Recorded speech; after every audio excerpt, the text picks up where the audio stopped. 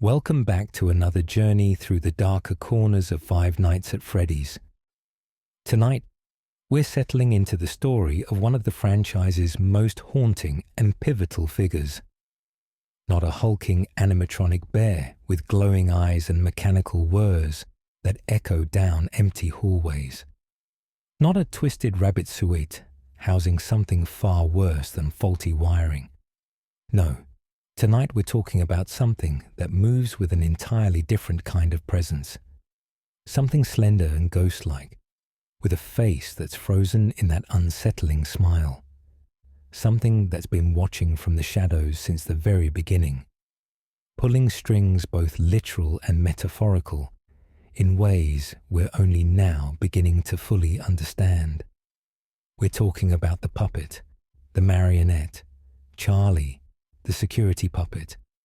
Whatever name you know it by, this character has woven itself through the Five Nights at Freddy's timeline, like a dark thread connecting tragedy to tragedy, victim to victim, and ultimately father to daughter.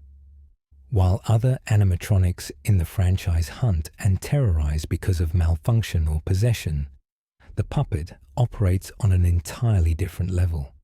It's the guardian, the shepherd of souls, the first victim who became the protector of all the others. And its story, when you really dig into it, is one of the most heartbreaking narratives in a franchise already steeped in sorrow. So whether you're hearing this tale for the first time, letting familiar details wash over you as you drift into sleep, or simply revisiting this chronicle to catch threads you might have missed before, settle in. We're going to trace the puppet's journey from its creation as a security measure meant to protect children, through the horrific night that gave it consciousness, to its role as the emotional heart of the entire Five Nights at Freddy's saga.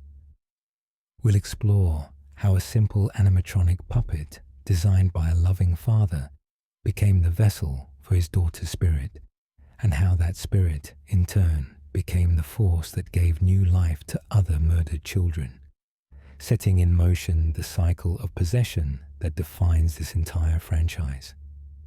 Before we begin, if you enjoy this kind of deep, immersive exploration of video game lore, designed to be listened to as you relax or drift off to sleep, go ahead and like this video and subscribe to the channel.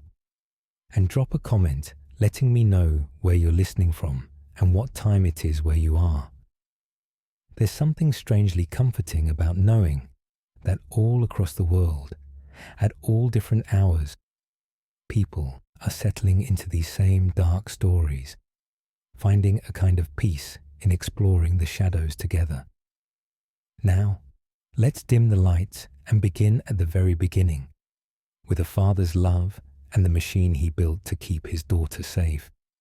The security puppet, a father's invention, in the early days of Freddy Fazbear's Pizza, before the franchise had expanded into the sprawling chain that would become infamous in gaming history, there existed a specific location that would be central to some of the most important events in the entire timeline. This wasn't the grand, refurbished mega establishment that would come later. This wasn't even the rundown, haunted shell we'd explore in the first game. This was one of the earliest locations, operating in the early 1980s, when the animatronic entertainment concept was still relatively fresh, and the darkness that would eventually consume the franchise was only just beginning to take root.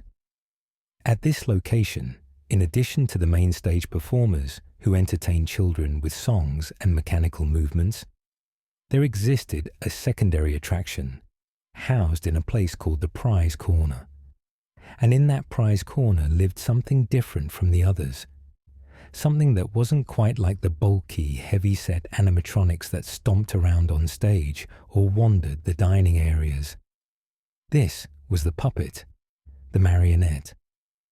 A slender, almost ghost-like figure designed with an aesthetic that was immediately distinctive from anything else Fazbear Entertainment had created up to that point. Picture it in your mind's eye.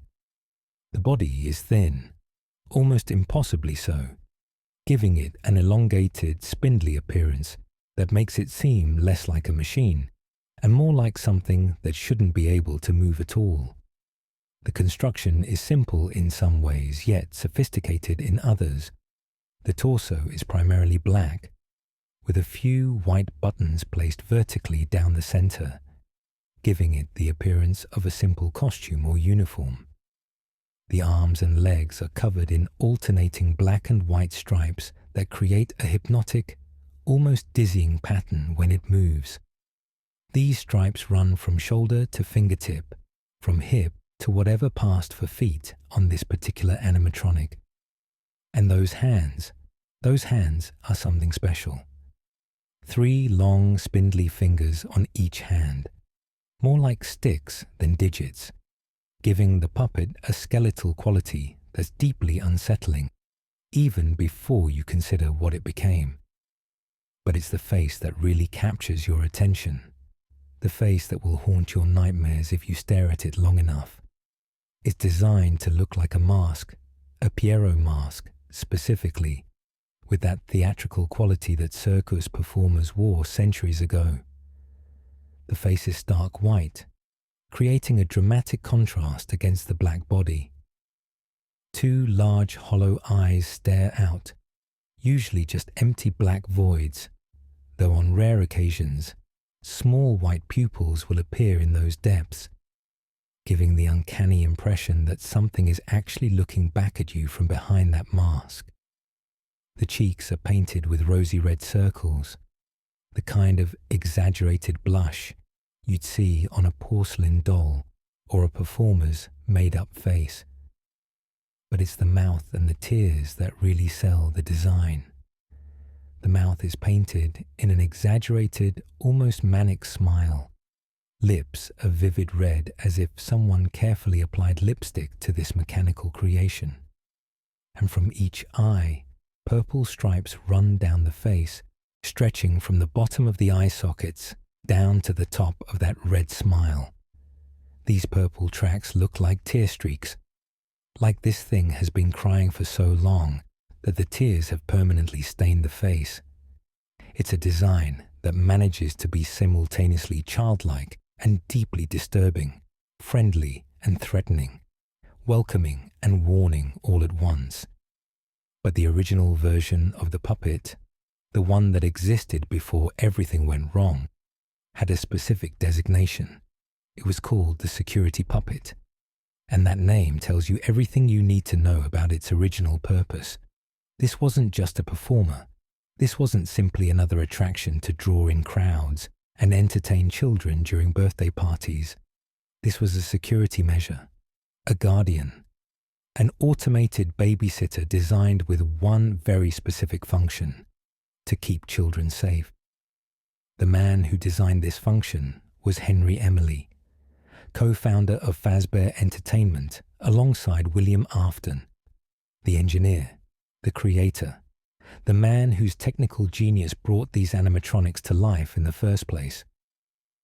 While William handled the business side of things and had his own dark interests in the technology they were creating, Henry was the pure creator, the one who genuinely loved building things that would bring joy to children. And Henry had a very personal reason for wanting the security puppet to work perfectly. Because Henry Emily had a daughter, a little girl with dark hair tied back in a ponytail, a child who would come to the pizzeria, who would play among the other children, who would need protecting in an environment that Henry, despite all his brilliance, couldn't monitor every single second of every single day. Her name was Charlotte Emily, Charlie for short. And for her, Henry built something special into the security puppet. The mechanism was elegant in its simplicity, but sophisticated in its execution. The security puppet was programmed to monitor a specific child wearing a specific colored wristband. These wristbands were given out to children attending parties at the pizzeria, a simple piece of colored fabric or plastic that served as identification and, for those who needed it, as a tracking device. Most children got pink, yellow, or blue wristbands. These were the general party guests, the kids who could roam freely through the establishment without special monitoring. But one child, Charlie Emily, wore a green wristband, and the security puppet was specifically programmed to keep track of that green wristband at all times. The programming was straightforward but effective. As long as the child with the green wristband remained within the safe zones of the pizzeria, within the boundaries that Henry had designated as secure, the security puppet would remain docile, resting inside its gift box in the prize corner, monitoring but not intervening. But if that child with the green bracelet approached the exits, if they got too close to leaving the building's safe perimeter, the security puppet would activate. It would emerge from its box. It would intercept the child. It would prevent them from leaving without proper supervision.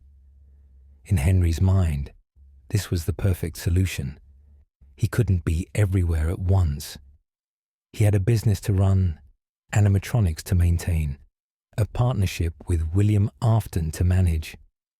But he could ensure that his daughter, his precious Charlie, would never wander out of the building unsupervised, would never end up alone in the parking lot or the alley behind the pizzeria, would always be kept within the safe, controlled environment of the restaurant itself.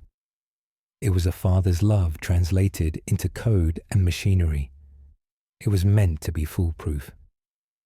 The security puppet lived in the prize corner, housed inside a large, decorated box that children would see when they visited that section of the pizzeria. When it was dormant, you wouldn't even know it was there. Just a box among the prizes and toys, perhaps with some decorative elements suggesting something special inside. But when triggered, when the sensors detected that green wristband approaching the perimeter, the box would open. The puppet would rise. And in those moments, it would fulfill its function. It would keep Charlie safe. Looking at the design in hindsight, there's something both touching and tragic about it. Henry had built so many animatronics, the main stage performers who would become possessed by murdered children, the spring-lock suits that would eventually trap his business partner in an eternal nightmare. All of these sophisticated machines with their complex programming and their ability to walk, talk, sing, and interact with guests. But the security puppet, this slender, simple-looking creation, this was the one he built with the most personal care. This was the one designed not for profit or entertainment, but purely for love, for protection, to keep his daughter safe in a world that Henry couldn't fully control. It's one of those awful ironies that define the Five Nights at Freddy's universe. The very thing designed to protect would become the thing that couldn't save her when she needed it most. And in the process of failing in that original function, it would become something far more important. Something that would change the entire trajectory of the franchise's dark mythology. But we're getting ahead of ourselves. Before we can understand what the puppet became, we need to understand who Charlie Emily was. We need to understand the girl behind the mask, the soul that would animate this slender mechanical guardian and transform it from a simple security device into something with genuine consciousness, genuine purpose, and a genuine desire to protect others from the fate that befell her. Charlotte Emily, the girl behind the mask. If you've spent any time at all exploring Five Nights at Freddy's lore, you've probably heard the name Charlotte Emily mentioned in whispers and theories, in grainy mini-games and cryptic hints scattered throughout the games. But who was she really? Before the possession, before the puppet, before everything went so horribly wrong, who was the little girl that would become one of the most important figures in the entire franchise? Charlotte Emily was young when she died. While her exact age isn't definitively stated in the games themselves, the security puppet minigame depicts her as a small child, likely a toddler based on her sprite size and the context of needing constant supervision. A child at that age where the world is still full of wonder, where a pizzeria full of singing animatronics would seem like the most magical place imaginable, where Dad's workplace would be exciting rather than boring because it meant getting to see the robots perform and maybe getting special treatment from the staff who knew her as the boss's daughter. We don't know a huge amount about Charlie's day-to-day life before the incident. The games don't give us detailed flashbacks of her childhood, no home videos or family photos to pore over. What we do know comes from scattered pieces, from minigames that show her in brief, pixelated form, from the novel trilogy, which, while not strictly canon to the game's timeline, does give us insights into who Charlie might have been and how deeply Henry loved his daughter, from the implications and context clues scattered throughout the franchise. What we can piece together paints a picture of a little girl who was loved. Henry Emily, for all his faults and all the ways his creations would eventually lead to tragedy, was a devoted father. He built the security puppet specifically for her. That alone tells you something important about their relationship. This wasn't a distant parent who shipped his kid off to daycare and forgot about her. This was a father who brought his daughter to work, who wanted her nearby even as he managed a business, who invested time and engineering brilliance into making sure she would be safe even when he couldn't personally watch over her every single second. We know Charlie had dark hair, pulled back into a practical ponytail. We see this in the security puppet minigame in Freddy Fazbear's Pizzeria Simulator, one of the few times we get a relatively clear look at her appearance. She wore simple clothes, nothing fancy. A light-colored shirt, dark pants, practical shoes. The clothing of a child whose parents dressed her for comfort rather than show. And of course, that green security bracelet. The one that marked her as special. The one that the security puppet was specifically programmed to watch for. The one that Henry had carefully coded into the system as the identifier for the most important child in the building. The novel trilogy, while not strictly canon to the games, gives us additional context that might inform who game timeline Charlie was. In those books, Charlie is creative, thoughtful, the kind of child who asks questions about how things work, who wants to understand the animatronics rather than just being entertained by them. She's her father's daughter in the best way, curious about the mechanics and the engineering rather than just the spectacle. And if Game Charlie shared any of these traits, it means she probably spent time in the parts and service areas, watching her father work, asking questions about gears and servos and programming, learning without even realizing she was learning. But more than any specific personality trait or interest, what we know for certain is that Charlie was innocent. She was at that age where cruelty and evil aren't even concepts you can fully grasp yet, where bad things are abstract ideas that happen in stories, not real dangers that can reach out and hurt you, where a stranger's smile can be trusted, because why wouldn't you trust someone who's smiling at you? Where the world is fundamentally safe, because the adults around you work so hard to keep it that way. And that innocence, that fundamental trust in the world, would be her undoing. The location where Charlie spent her time was one of the early Freddy Fazbear's pizza establishments, though there's some debate among fans about whether this was at Fredbear's Family Diner or an early Freddy's location. What we can say with certainty is that it was operational in 1983, and it was a place where Charlie Emily spent considerable time because her father co-owned the business. She would have known the layout well. Which party rooms had the best acoustics when the animatronics sang? Where the prize corner was located, with its collection of toys and that mysterious box containing the security puppet. Which tables offered the best view of the main stage?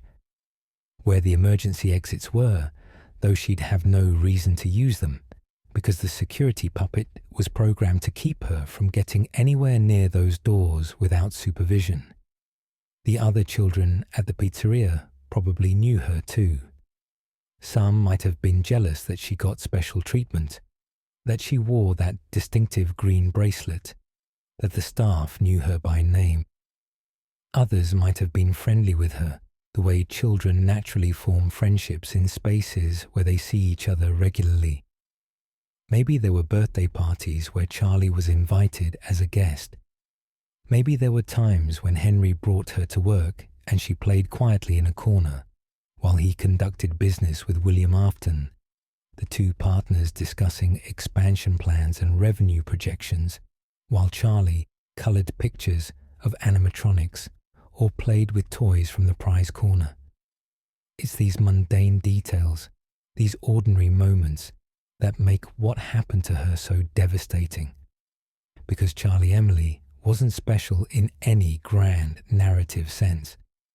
She wasn't a chosen one or someone marked by destiny. She was just a little girl whose father happened to co-own a pizzeria. A child in the wrong place at the wrong time, when someone with evil intentions decided to act. A daughter who loved her father and trusted that the world he had built around her, including that slender puppet programmed to watch over her, would keep her safe. And on one night in 1983, that trust would be broken in the worst possible way. The thing you have to understand about what happened to Charlie Emily is that it wasn't random. It wasn't an accident. It wasn't a case of being in the wrong place at the wrong time through sheer bad luck.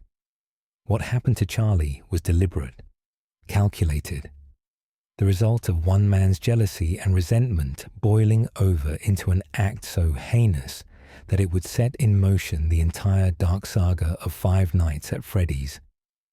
Because the man who killed Charlotte Emily was William Afton, Henry's business partner, his supposed friend, the co-founder of the company they had built together. And William Afton didn't kill Charlie Emily because she had done anything to him. He killed her because he resented her father, because he looked at Henry Emily's stable family life, his loving relationship with his daughter, and felt something dark and bitter rising in his chest. William had his own family, a wife who would eventually leave him, 3 children of his own, including a daughter named Elizabeth, who would later be killed by one of William's own creations. But William's family life was fractured, broken by his own obsessions and cruelties. And when he looked at Henry, at the way Henry could balance his work and his personal life, at the simple, uncomplicated love between father and daughter, something in William snapped.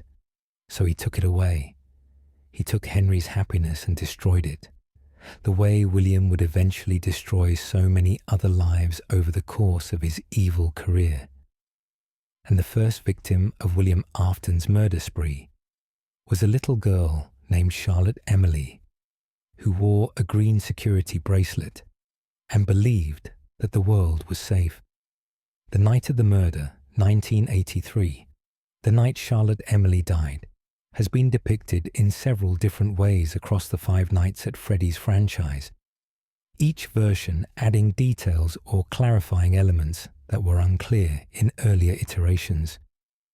But the core tragedy remains consistent across all these depictions. It was a night that should have been ordinary. A night at Freddy Fazbear's Pizza when children were celebrating, animatronics were performing, and the building was full of the controlled chaos that comes with any establishment catering to young kids and their parents. The earliest glimpse we got of this tragedy was in Five Nights at Freddy's 2, in one of the random death minigames called Take Cake to the Children, This minigame is simple in its execution, but heavy with implications. You play as Freddy Fazbear, the main animatronic, standing in what appears to be one of the party rooms. Your job is straightforward. Move to children sitting at tables and give them cake. It's a representation of the pizzeria's normal operations, the kind of mundane task that animatronics like Freddy would perform dozens of times during a busy shift. But while you're inside focused on your task of distributing cake to happy children, something else is happening outside. Through the window of the building, you can see a small child standing alone, crying. The sprite is simple, just a few pixels arranged to suggest a small figure, but the tears are unmistakable. This child is upset, visibly distressed, standing outside the pizzeria where they clearly shouldn't be. And then, a purple car pulls up. It stops next to the child, and a figure emerges represented by a purple sprite, the color that the franchise consistently uses to depict William Afton across numerous minigames. This purple figure approaches the crying child. For several seconds they simply stand there, the purple man and the small child. And then, suddenly, the child's sprite changes. The colors shift. The figure goes from vibrant to a dull grey, and the crying intensifies. The child has been killed. Though the minigame doesn't show the actual act, it doesn't need to. The implication is clear and horrifying. The purple man has murdered this child, right there in the alley or parking lot behind the pizzeria. While inside, Freddy continues his cake distribution to oblivious children who have no idea that one of their number is being killed just outside the building. The minigame ends with the puppet's jump scare, a direct suggestion that this murder is connected to the puppet, that this crying child outside the building is somehow important to the slender animatronic story. At the time, when Five Nights at Freddy's 2 was first released, this minigame was cryptic. Fans knew it was significant, but the exact details were unclear. Was this one of the missing children incident victims? Was this something else entirely? It wasn't until later games that the full picture would emerge. The piece that clarified everything came in Freddy Fazbear's Pizzeria Simulator, the sixth main game in the franchise. One of the 3 important minigames you can unlock in that game is called Security Puppets Minigame. And it finally gives us the full context of what happened that night. This minigame is different from most in the franchise because it's not trying to be cryptic or mysterious. It's straightforward storytelling, showing us exactly what happened and why it mattered. In this minigame, you control the security puppet. You're inside the prize corner, doing your job, monitoring the children in the pizzeria. The game gives you clear instructions. Keep the child with the green security bracelet away from the exit. Don't let them leave. That's your programming. That's your purpose. And at first, you see children with different colored bracelets, pink and yellow and blue, moving around the establishment. These aren't your concern. Your sensors are specifically tuned to that green bracelet, to Henry Emily's daughter, to Charlie. You play through the minigame a few times, practicing the mechanics, and each time it ends relatively quickly because there's no real threat. The child with the green bracelet isn't approaching the exit. Everything is under control. But then, on the 3rd or 4th attempt, something different happens. Something that changes everything. You see the child with the green bracelet, and she's not inside the building. She's outside, already beyond the perimeter you're supposed to protect. She's in the alley behind the pizzeria, and she's jumping up and down, distressed, trying to get someone's attention, trying to get back inside. And you, the security puppet, are ready to help. You're programmed for exactly this situation. You start to move toward the exit, preparing to retrieve the child and bring her back to safety. But you can't move. Something is blocking you. You look up, and there's a box. A gift box. Someone has placed another gift box directly on top of your own containment box, trapping you inside. You can't open the lid. You can't emerge. You're stuck, and through whatever sensors or awareness the security puppet possesses, you can detect that the child you're supposed to protect is out there, alone, in danger, and you can't reach her. Time passes in the minigame. Precious seconds that feel like hours. The child's sprite continues to jump, continues to show distress, and then, eventually, the child stops jumping. The sprite doesn't move anymore. It simply stands there for a moment before fading away entirely, a pixelated representation of a life ending. The child with the green bracelet is gone, dead, killed while you were trapped mere feet away, unable to fulfill your primary function. Eventually, the box trapping you is removed. You're free to move again. You exit your containment box and move toward where you last detected the green bracelet signal. You move through the pizzeria, out the exit, into the alley behind the building. It's raining. The minigame represents this with falling pixels, a simple visual effect that nonetheless adds atmosphere to an already tragic scene. Rain streams down as you move through the alley, searching, and then you find her. Charlotte Emily, the child with the green bracelet, her body lying on the ground near the trash bins, discarded like garbage by the man who killed her.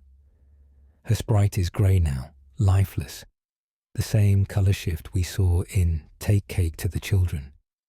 And you, the security puppet, move toward her. You're damaged by the rain. The water is getting into your systems, causing malfunctions. Your movements become jerky, less controlled. You're shutting down, your mechanical components unable to handle the moisture that's seeping into delicate circuitry. But still, you keep moving. You reach the dead child, and in one of the most heartbreaking images in the entire franchise, you lie down next to her. The security puppet, the guardian that failed to protect, positioning itself beside Charlotte Emily's corpse.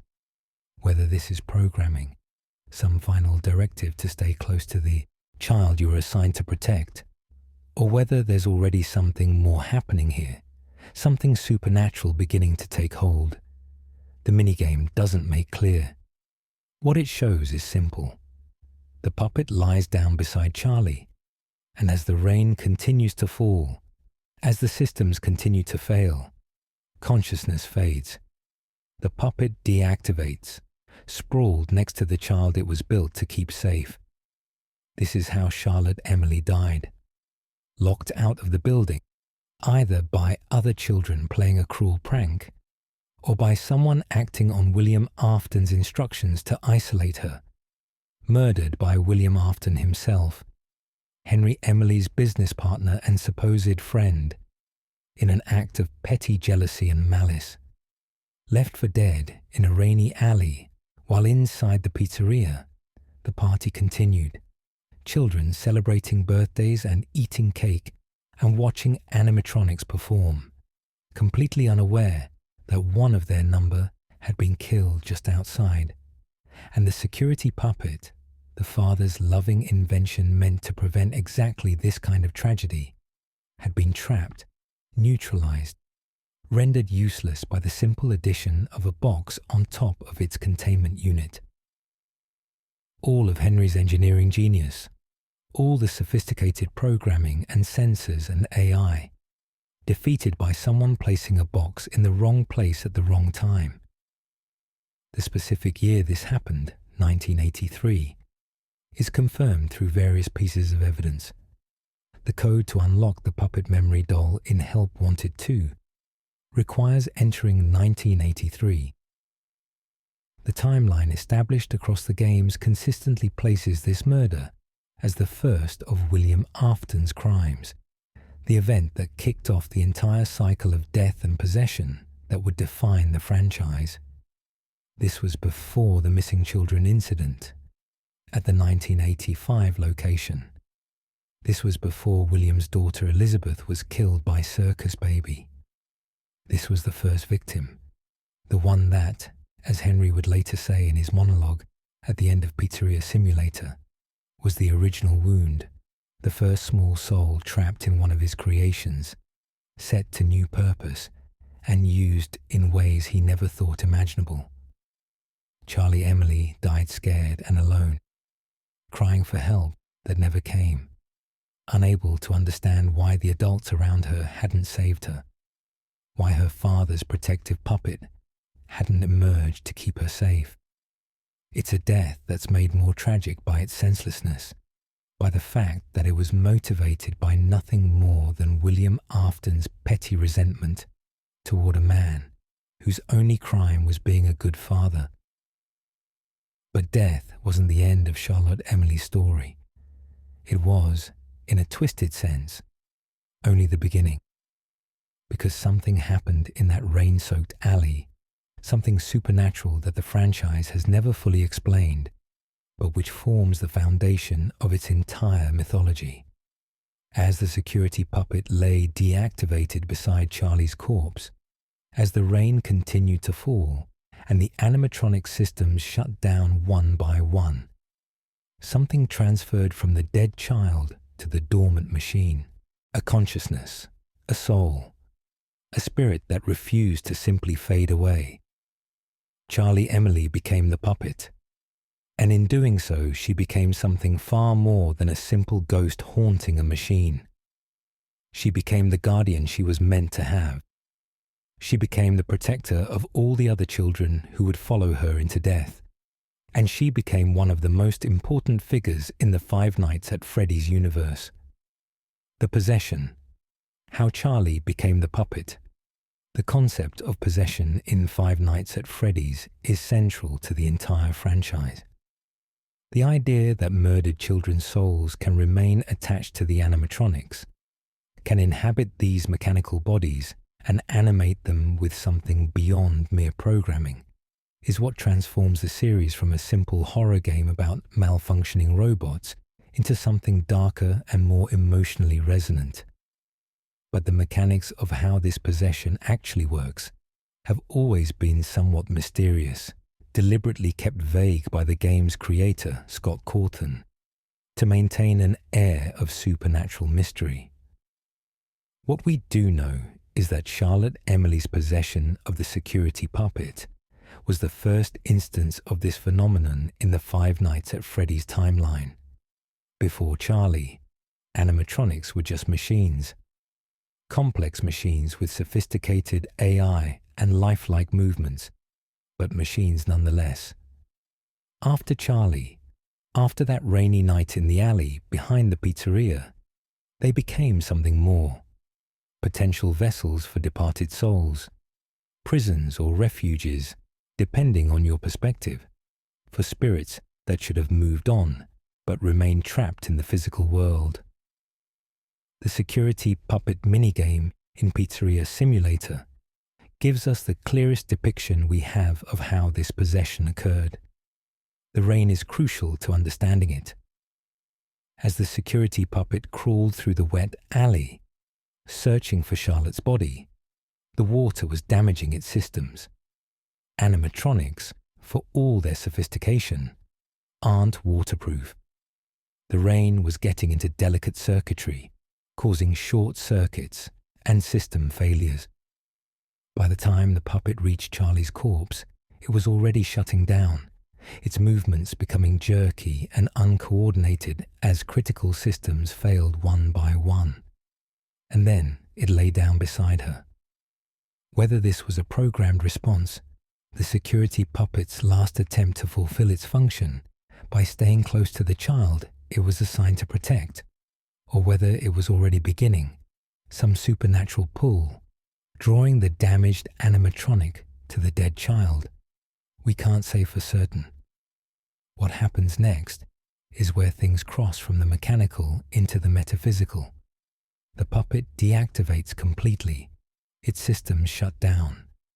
For all intents and purposes, this animatronic has ceased functioning. It's a broken machine lying in the rain next to a murdered child. But then something changes.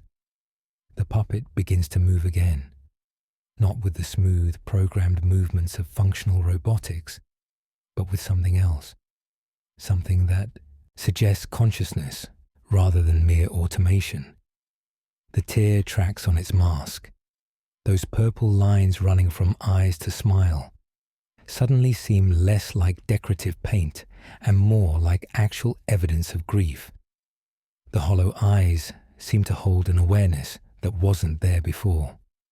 Charlie Emily's soul, her consciousness, her essential self, has transferred into the security puppet.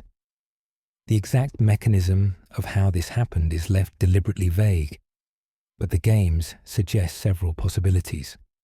One theory is that the strong emotional connection between Charlie and the puppet, the fact that this machine was specifically built to protect her, created some kind of metaphysical link that allowed her soul to find refuge there when her body died.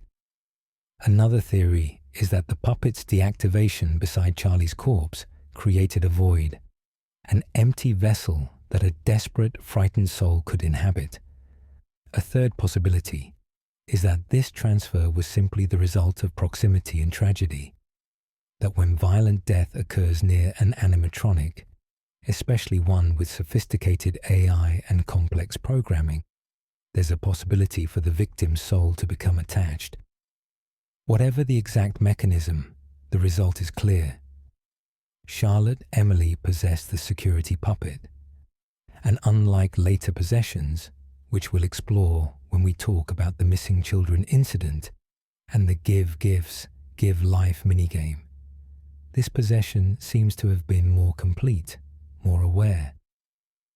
Other possessed animatronics in the franchise often display confused animalistic behaviors, lashing out at anyone they perceive as a threat with little apparent understanding of who they are or why they're compelled to attack. But the puppet, from the very beginning, demonstrates a higher level of consciousness and purpose. This awareness, this retention of Charlie Emily's essential personality and understanding even after death, is what makes the puppet unique among possessed animatronics. Where others are driven by rage and confusion, the puppet is driven by a sense of duty. Charlie couldn't save herself. The security puppet failed to protect her, but perhaps, inhabiting this mechanical body, she could protect others. Perhaps she could prevent more children from suffering her fate, or if she couldn't prevent it, perhaps she could at least give them a second chance, a way to continue existing even after death. This sense of purpose would define the puppet's actions throughout the franchise's timeline. It's not hunting adults out of blind rage like the others. It's not simply malfunctioning and attacking anyone who enters its range. The puppet has a mission. It's a guardian, corrupted by death, but still fundamentally driven by the same protective instinct that Henry programmed into the security puppet. Charlie Emily's kind nature, her selflessness, has somehow survived death and possession and become the core of what the puppet represents. The physical changes to the puppet after possession are subtle but significant. To outside observers, it might still look like the same animatronic, the same slender body with its black and white stripes, the same mask-like face with its rosy cheeks and exaggerated features. But to anyone who encounters it now, there's something different, an awareness in those hollow eyes, a deliberateness to its movements that goes beyond programming. When it rises from its box in the prize corner, it's not simply responding to algorithmic instructions. It's choosing to move, choosing to act. And that choice, that evidence of genuine consciousness in something that should be just a machine, is what makes the puppet so deeply unsettling. The tear tracks on its face, those purple lines, take on new meaning after Charlie's possession. They're no longer just decorative elements meant to give the puppet a theatrical, Pierrot-like appearance. Now they feel like genuine marks of sorrow, like this thing has been crying, mourning, grieving for what it lost and for what it couldn't prevent. The smile painted on its face becomes almost tragic in this context, a frozen expression of cheer on something that contains genuine sadness and loss. It's the horror of being trapped in a body that doesn't match your emotional state, of being forced to wear a smile while you feel anything but happy. There's also the question of how much Charlie remembers. Does she retain all her memories of being alive? Does she remember her father? Remember the layout of the pizzeria? Remember the other children she played with? Or is her consciousness more fragmented, more dreamlike, with only impressions and emotions remaining? The games don't give us a clear answer, but evidence suggests that Charlie retains significant awareness and memory. She recognizes other victims when they appear. She understands the layout of various Fazbear locations. She seems to have a sense of purpose that suggests understanding rather than mere instinct. Henry Emily, Charlotte's father, would eventually come to understand what had happened. Not immediately, perhaps. The immediate aftermath of Charlie's death would have been consumed by grief, by investigations that went nowhere, because William Afton was too careful to leave obvious evidence, by the horrible realization that the machine he'd built to protect his daughter had failed in the one moment it mattered most. But eventually, Henry would realize that Charlie hadn't simply died and moved on, that her spirit remained trapped in the security puppet, unable or unwilling to leave. This knowledge would haunt Henry for years, shaping his eventual actions in Pizzeria Simulator, when he orchestrated the final confrontation that would hopefully free all the trapped souls, including his daughters. But that's a story for later in our timeline. For now, in 1983, Charlotte Emily had just died and become the puppet, and her transformation would have consequences that rippled through the entire franchise, setting in motion events that would lead to more deaths, more possessions, and ultimately to the complex, tragic mythology that makes Five Nights at Freddy's so compelling. Because Charlie, as the puppet, wouldn't remain isolated for long. More victims were coming. More children would be murdered by William Afton. And when they died, the puppet would be there, ready to give them what she herself had received, a second chance at existence, even if that existence was trapped inside an animatronic body. Charlie Emily, the first victim, would become the midwife of the other possessions, the one who shepherded lost souls into their new mechanical forms, the guardian who couldn't save the living, but could at least preserve the dead. The puppet's role in FNaF 2. The first time players actually encountered the puppet as a gameplay element was in Five Nights at Freddy's 2, the second game in the franchise, but actually a prequel in the timeline, taking place in 1987, 4 years after Charlotte Emily's death. By this point, the original Freddy Fazbear's pizza location, where Charlie was killed, had been closed for some time, its animatronics stored away or retrofitted for use in new establishments. Fazbear Entertainment, despite the tragedy and the investigation that must have followed Charlie's murder, had continued operations, expanding rather than closing down. And the security puppet, now inhabited by Charlotte's vengeful, protective spirit, had been moved to a new location, the revamped Freddy Fazbear's Pizza of 1987. This new location was designed to put the past behind the company, to restore public faith in the Fazbear brand after the incident that had led to the closure of the previous establishment. Everything was shiny and new. The main animatronics had been redesigned as toy versions, with rounder, more kid-friendly appearances and sophisticated facial recognition technology linked to a criminal database, supposedly to prevent predators from using the pizzeria as a hunting ground. The old, withered animatronics from the previous location were kept in the back, in parts and service, gradually being stripped for parts to maintain the new models. But the puppet wasn't redesigned. It wasn't given a toy makeover or updated with new technology. It remained in its original form, housed in the prize corner of the new establishment, still looking exactly as it had when it failed to save Charlotte Emily. Maybe Fazbear Entertainment didn't want to spend money redesigning something that functioned primarily as a prize vendor. Maybe they didn't understand the true nature of what inhabited that slender mechanical body and therefore saw no reason to change it.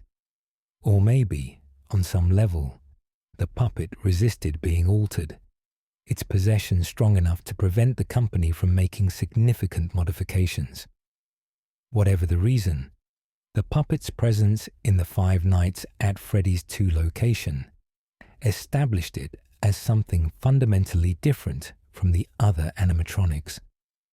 While the toy animatronics bounced around with cheerful voices, and the withered ones lurked in the back with their damaged forms, the puppet remained hidden away in the prize corner, contained inside its gift box, waiting. The mechanics of dealing with the puppet in FNaF 2 made it one of the most stressful and unique challenges in the game, a constant source of tension that persisted throughout every single night you played. Jeremy Fitzgerald, the player character you control for most of the week, and later Fritz Smith, who takes over for the final night and custom night challenges, both have to manage this particular threat, in addition to all the others that the 1987 location throws at you. And managing the puppet is fundamentally different from managing any other animatronic in the game. The puppet's gift box sits in the prize corner, visible on camera 11 in your security camera system. When you pull up that camera feed, you see a room decorated for children, festive and colourful, with a distinctive striped gift box sitting in the centre. Attached to that camera feed, integrated into the interface in a way that makes it impossible to ignore, is a music box mechanism. This isn't just a visual element. It's interactive. It's crucial. It's the only thing standing between you and inevitable death. The music box is playing when you first check the camera, producing a tune that fans of the franchise have come to recognize as My Grandfather's Clock, a 19th century song by Henry Clay Work that takes on deeply sinister overtones in this context. The melody is simple, almost childlike, the kind of thing you might associate with nursery rhymes or lullabies, but in the context of Five Nights at Freddy's, in the context of this specific situation where the music is literally the only thing keeping a possessed animatronic docile, it becomes something else entirely. It becomes a countdown, a timer, a measure of how long you have before something terrible happens. As long as the music box is playing, as long as that melody continues uninterrupted, the puppet remains dormant inside its gift box. You can see it on the camera, lid closed, presumably with the slender striped form folded inside, calm and non-threatening. But here's the crucial mechanic, the thing that makes this so stressful.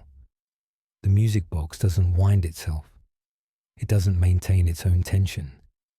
It gradually winds down over time, the melody slowing and becoming distorted as the mechanism loses power and the spring inside uncoils. You have to wind it manually. When you're looking at camera 11, when you have the prize corner feed pulled up on your monitor, there's an option at the bottom of the screen. Win Music Box. You have to click and hold on this option, and as you do, your character winds the mechanism remotely, somehow, through the camera system. Don't ask how this works mechanically. Don't question the logic of being able to operate a physical music box through a security camera feed. This is Five Nights at Freddy's. The important thing is that you can wind it, and you must wind it. And if you fail to wind it, consequences follow. The tension comes from the fact that winding the music box takes time. Not a huge amount of time, but seconds that add up over the course of a night. Seconds that you could be spending checking other cameras, tracking the movements of withered Bonnie, or withered Chica, or withered Foxy. Seconds that you could be using to flash your hallway light, or put on the Freddy Fazbear mask that fools most of the other animatronics. Every moment you spend with camera 11 pulled up, winding that music box, is a moment when you're vulnerable to threats from other directions. And the music box winds down constantly, relentlessly. You can't just wind it once at the start of the night and forget about it. You can't max it out and buy yourself 10 minutes of safety. The mechanism has a maximum wind level, and it starts depleting immediately, and the rate of depletion increases as the nights progress. On night 1, you might be able to go a minute or two between winding sessions. By night 5, you're checking that prize corner camera constantly, keeping one eye on the music box's status, listening for the telltale sounds of the melody slowing down, rushing to wind it before it stops completely. Because if you let the music box run down all the way, if you allow that music to stop playing entirely, the puppet awakens.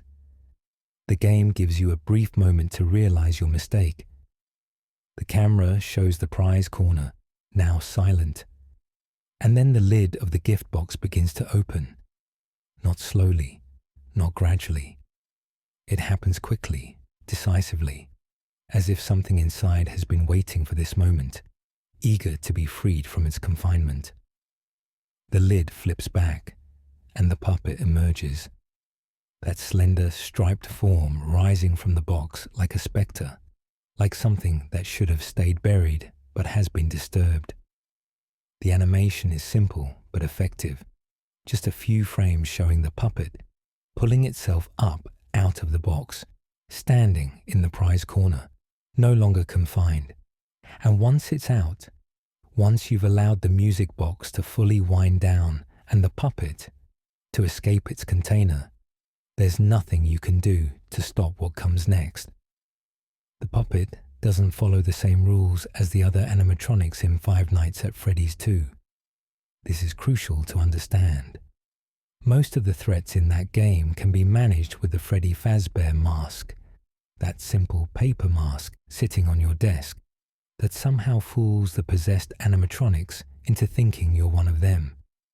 If Bonnie appears in your office, you put on the mask and wait for him to leave.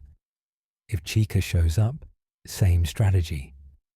Even the withered animatronics from the old location can be tricked this way, despite being more damaged and aggressive than the toys. But not the puppet. The puppet isn't fooled by the mask. Charlotte's consciousness, her awareness, remains sharp enough to see through such a simple disguise. She knows you're not an animatronic. She knows you're the security guard. And if she's decided to come for you, if you've let the music box wind down completely and allowed her to escape the prize corner, then no amount of mask wearing or light flashing or door closing will save you. You can't close doors on the puppet because FNaF 2 removed the door mechanics entirely, replacing them with the mask system and vent lights. You can't track the puppet's progress through the pizzeria with the same precision as the others because it doesn't trigger the motion detectors reliably. You might catch glimpses of it on cameras, that distinctive striped form moving through hallways or party rooms, but tracking it doesn't help you.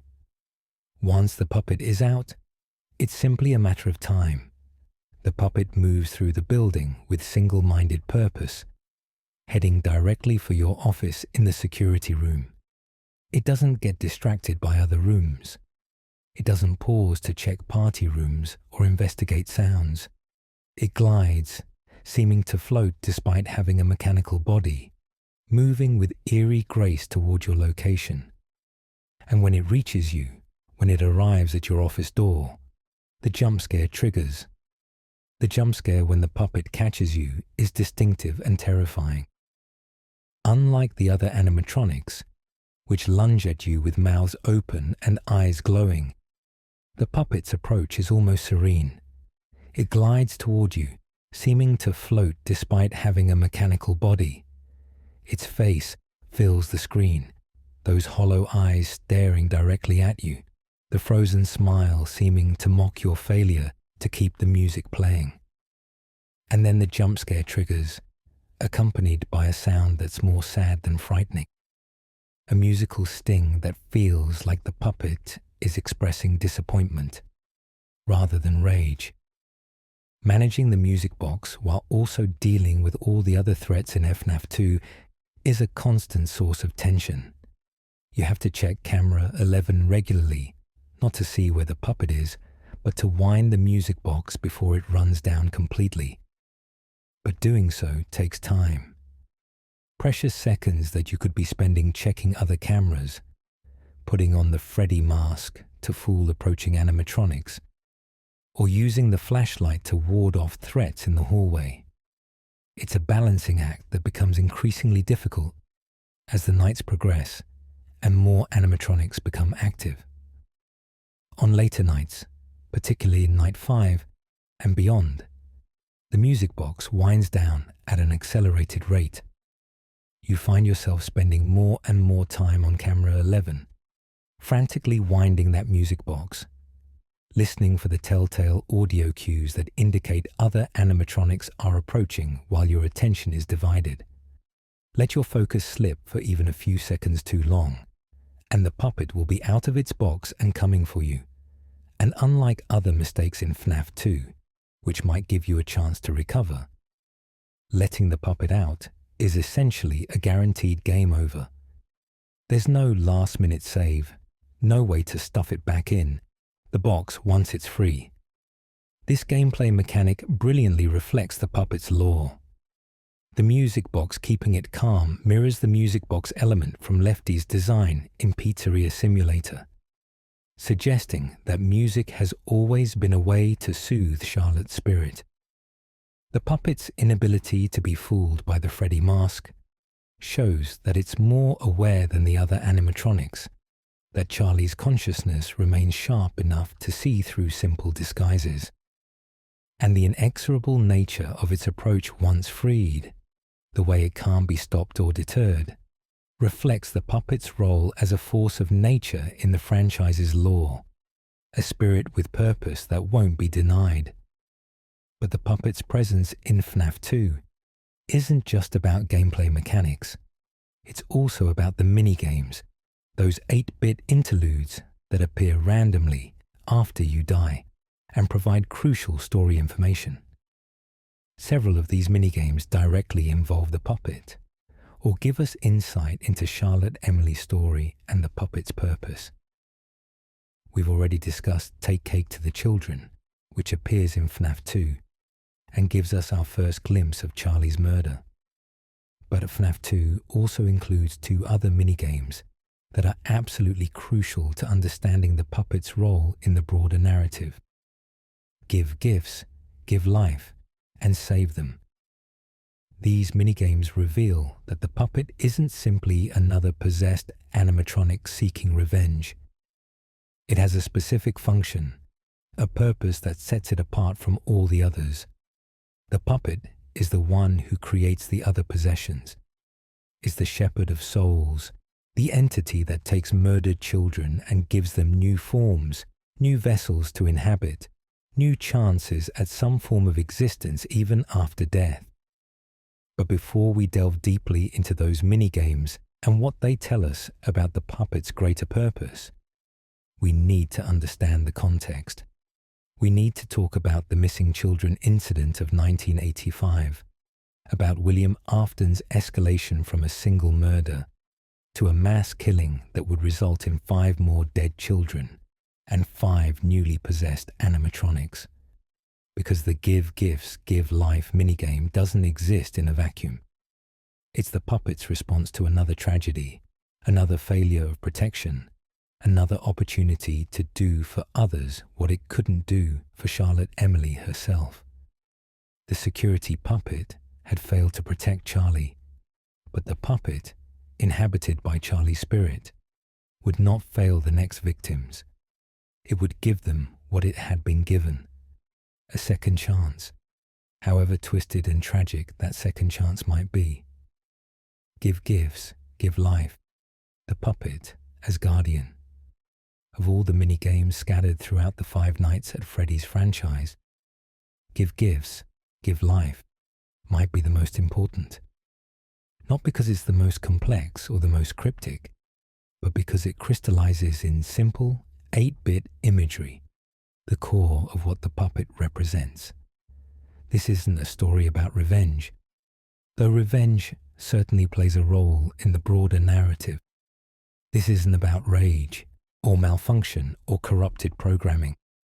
This is about a child who died trying to help others, whose spirit inhabits a machine designed to protect, and who has found a way to continue that protection even after death. This is about Charlotte Emily, the puppet, using the unique position her possession has granted her to shepherd other murdered children into a form of continued existence. To understand Give Gifts, Give Life, we first need to talk about the missing children incident of 1985. This is the central tragedy of the entire Five Nights at Freddy's franchise, the event that sets in motion the possessions that haunt the original game's location. 2 years after Charlotte Emily's murder, William Afton killed again, not just once, but 5 times, in what appears to have been a coordinated attack. The details vary slightly depending on which minigame or source you're examining, but the basic facts are consistent. William Afton lured 5 children to a back room of a Freddy Fazbear's Pizza location, murdered them, and stuffed their bodies into the animatronic suits to hide the evidence.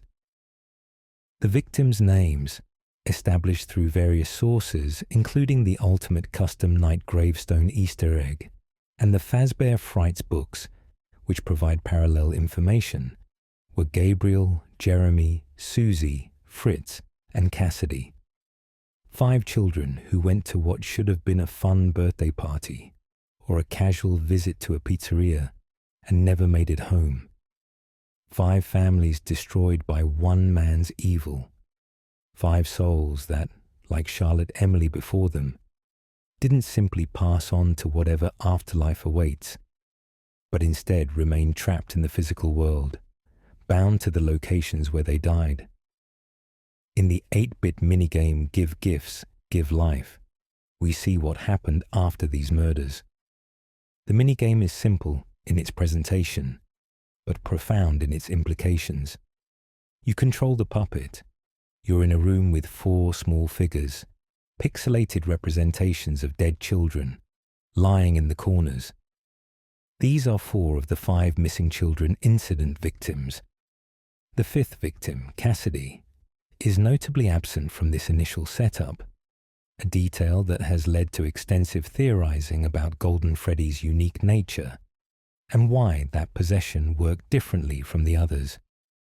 The instructions at the top of the screen tell you what to do. Give gifts. You move the puppet toward each of the 4 corpses, and when you reach them, a small gift box appears, pixelated but unmistakable. You're literally giving these dead children gifts. What could these gifts represent? Not physical presence, certainly not in the traditional sense, but gifts of a different kind. Gifts of continued existence, gifts of vessels to inhabit, gifts of purpose, however dark that purpose might be. After you've given gifts to all 4 bodies, the instruction at the top of the screen changes. Now it says, "Give life." You return to each corpse in turn, approaching them again. And this time, something dramatic happens. Animatronic heads appear on each of the dead children. One child gets Freddy Fazbear's head. Another gets Bonnie the Bunny. The third receives Chica the Chicken's head.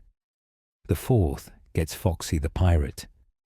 The masks appear in a flash of pixels, and in that instant, we're seeing a representation of the moment when these murdered children's souls transferred into the animatronic suits they'd been stuffed into.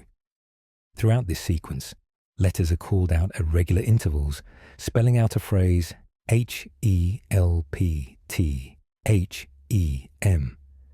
Help them. That's what the puppet is trying to do. Not resurrect them, not undo their deaths, because death in the Five Nights at Freddy's universe seems to be permanent and irreversible. But help them. Give them a way to continue existing. Give them forms they can inhabit, bodies they can move with. A way to express the rage and confusion and desperate need for justice that must be consuming their spirits. After all 4 children have received their animatronic heads, after the Give Life sequence is complete, the minigame takes a dark turn. For a single frame, almost too fast to notice without slowing down the footage, a 5th body appears in the center of the room. This 5th child, presumably Cassidy, the victim who would go on to possess Golden Freddy, doesn't receive a gift or a new form in this sequence. And then Golden Freddy's jump scare triggers, his slumped, ghostly form appearing on screen with that distinctive, unnerving sound, and the minigame ends. Give gifts, give life is elegant in its simplicity, but raises profound questions about how possession works in the Five Nights at Freddy's universe, and what exactly the puppet's role is in facilitating it. The clearest interpretation is that the puppet, inhabited by Charlotte Emily's protective spirit, discovered the bodies of the murdered children. Maybe it was searching the pizzeria, drawn to locations where children were in distress. Maybe it could sense death, could detect the presence of spirits that hadn't moved on. However it found them, the puppet encountered these murdered children, their bodies stuffed into animatronic suits by William Afton in an attempt to hide the evidence. And it did something remarkable. It gave their souls a way to remain. It facilitated their possession of the animatronics, either by directly transferring their spirits into the mechanical bodies, or by creating the conditions that allowed such a transfer to occur naturally. The gifts might represent some spiritual or supernatural energy that the puppet possesses, some ability to manipulate the boundary between life and death that comes from being the first possession, from being the original haunted animatronic. Or maybe the gifts are simpler than that. Maybe they represent comfort, companionship, the knowledge that you're not alone in death, that someone is there to help you transition into whatever comes next. The life the puppet gives isn't true life, of course. These children aren't being resurrected. Their physical bodies remain dead, stuffed inside animatronic suits in a horrific parody of entertainment. But their consciousness, their awareness, their sense of self, these things are preserved. They can move. They can perceive their surroundings. They can act, even if those actions are confused and often violent. It's not the life they had, not the birthdays and school days and family dinners they were robbed of. But it's something.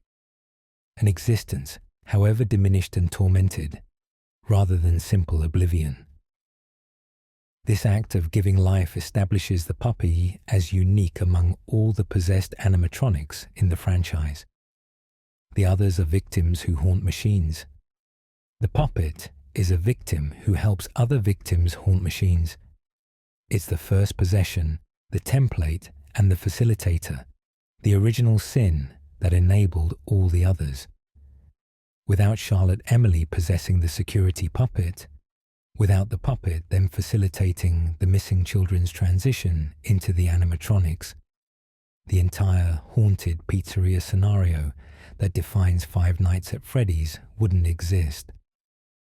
There's something profoundly tragic about the puppet's role here. Charlotte Emily couldn't save herself. She couldn't stop William Afton from killing her. She couldn't prevent the security puppet from being trapped. Couldn't call out loudly enough to bring help. Couldn't escape the alley where she was murdered. She was a helpless child killed by an adult who was stronger, smarter, and crueler than anyone her young mind could have conceived of. But in death, inhabiting the very machine that failed to protect her in life, she found a way to help others who suffered the same fate.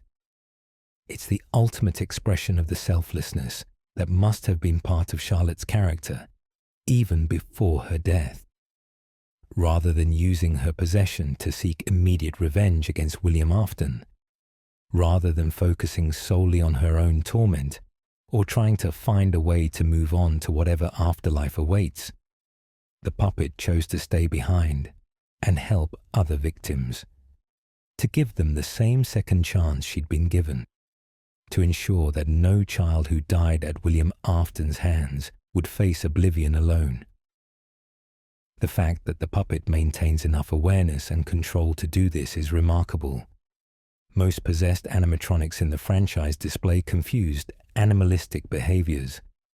They hunt security guards because the guards wear uniforms similar to William Afton's, or because their child minds can't distinguish between adults in general and the specific adult who killed them. They lash out in confusion and rage, their original personalities largely subsumed by trauma and the disorientation of existing in mechanical bodies. But the puppet retains enough of Charlotte's essential nature, enough understanding of what's happened and what needs to be done, to perform this delicate spiritual task of facilitating other possessions. This awareness would continue to define the puppet's actions throughout the timeline. When William Afton struck again in what's depicted in the Save Them minigame, the puppet would be there, trying to save victims it couldn't reach in time, trying to give whatever help it could to children who were beyond saving in the traditional sense. When the time came for the spirits to potentially find peace, the puppet would orchestrate the happiest day, giving the other children a chance to move on, even as its own spirit remained bound. And when Henry Emily finally engineered the fire that was meant to free all the trapped souls, the puppet would be there, ready to face the flames for a chance at the rest it had been denied for so long. But we're getting ahead of ourselves again. The Give Gifts, Give Life minigame takes place in 1985, after the missing children incident, but before many other tragedies would unfold. The puppet had facilitated the possessions of Freddy, Bonnie, Chica, and Foxy. Golden Freddy's situation remained ambiguous and unique, a supernatural anomaly even among supernatural anomalies. And the original haunting of Freddy Fazbear's Pizza was established. The foundation laid for the first game's scenario, where a night security guard would have to survive 5 nights in a building full of possessed animatronics actively trying to kill him. The puppet's work, however, wasn't done. More children would die. More spirits would need help. And the slender striped guardian would continue to watch, continue to intervene when it could, continue to facilitate the strange half-life of possession that had become its specialty. Because once you've given gifts and given life to murdered children, once you've established yourself as the shepherd of lost souls, that role doesn't simply end. It becomes your purpose, your reason for remaining bound to the physical world, your mission in a nightmare you can't wake from. Charlotte Emily, dead but not gone, would continue to protect, The security puppet, possessed and aware, would continue to fulfill its original programming in new and terrible ways. And the puppet would remain, through game after game, location after location, a constant presence in the Five Nights at Freddy's mythology, the guardian that couldn't save itself but refused to let others face oblivion alone. The Save Them minigame and second tragedy. The tragedy didn't end with the missing children incident of 1985. William Afton, having gotten away with multiple murders once, having successfully hidden 5 bodies and faced no serious consequences for his crimes, would kill again. The Save Them minigame from Five Nights at Freddy's 2 depicts this second wave of murders, and in doing so, reveals more about the puppet's ongoing role as guardian and the limitations it faced in protecting the living while trapped in a mechanical body. Save Them is one of the more complex minigames in FNaF 2, both in terms of gameplay and in terms of what it's trying to communicate. Unlike Give Gifts, Give Life, which takes place in a single room with a clear sequence of events, Save Them has you exploring the entire layout of the 1987 Freddy Fazbear's Pizza, searching through different party rooms, hallways and areas. You control Withered Freddy, one of the old animatronics from the previous location that's been stored in the back room of the new pizzeria. And scattered throughout the building, you find bodies, children's corpses lying on the ground, pixelated pools of blood around them, fresh victims of another murder spree. The player's task in this minigame isn't clearly defined. You're following the puppet, watching as it moves through the pizzeria, presumably searching for victims, trying to reach children who need help. Throughout your exploration, letters are called out at regular intervals, spelling the phrase SAVETHEM. Save them. But save them from what? The murders have already happened. The children are already dead. What salvation can the puppet offer now? The timeline of Save Them is important to understand. This minigame takes place in 1987, at the same location where you're playing the main game as Jeremy Fitzgerald. The murders depicted here are a second incident, separate from the 1985 missing children incident. Phone Guy, the voice on the phone that gives you instructions during your shifts, mentions this investigation in his calls. He talks about how the place has been put on lockdown, how police are investigating, how the animatronics are acting oddly because of something that happened. This is what happened. William Afton killed again, and the puppet, once more, was unable to prevent it. The 5 bodies you find in Save Them represent another quintet of victims. Based on evidence from later games and books that provide parallel information, these children would go on to possess the toy animatronics: Toy Freddy, Toy Bonnie, Toy Chica, Mangle, and Balloon Boy. The newer, sleeker models that were supposed to be safer, equipped with facial recognition technology and criminal database access to prevent predators from gaining access to children. But all the technology in the world couldn't stop William Afton, who knew the buildings, knew the systems, and knew how to exploit blind spots in security to commit his murders. As you explore the pizzeria in Save Them, there's a chance that William Afton himself will appear. Not every playthrough includes him, but when he does show up, it's chilling. He's represented by his distinctive purple sprite, the same visual shorthand the franchise uses across multiple minigames to denote William Afton.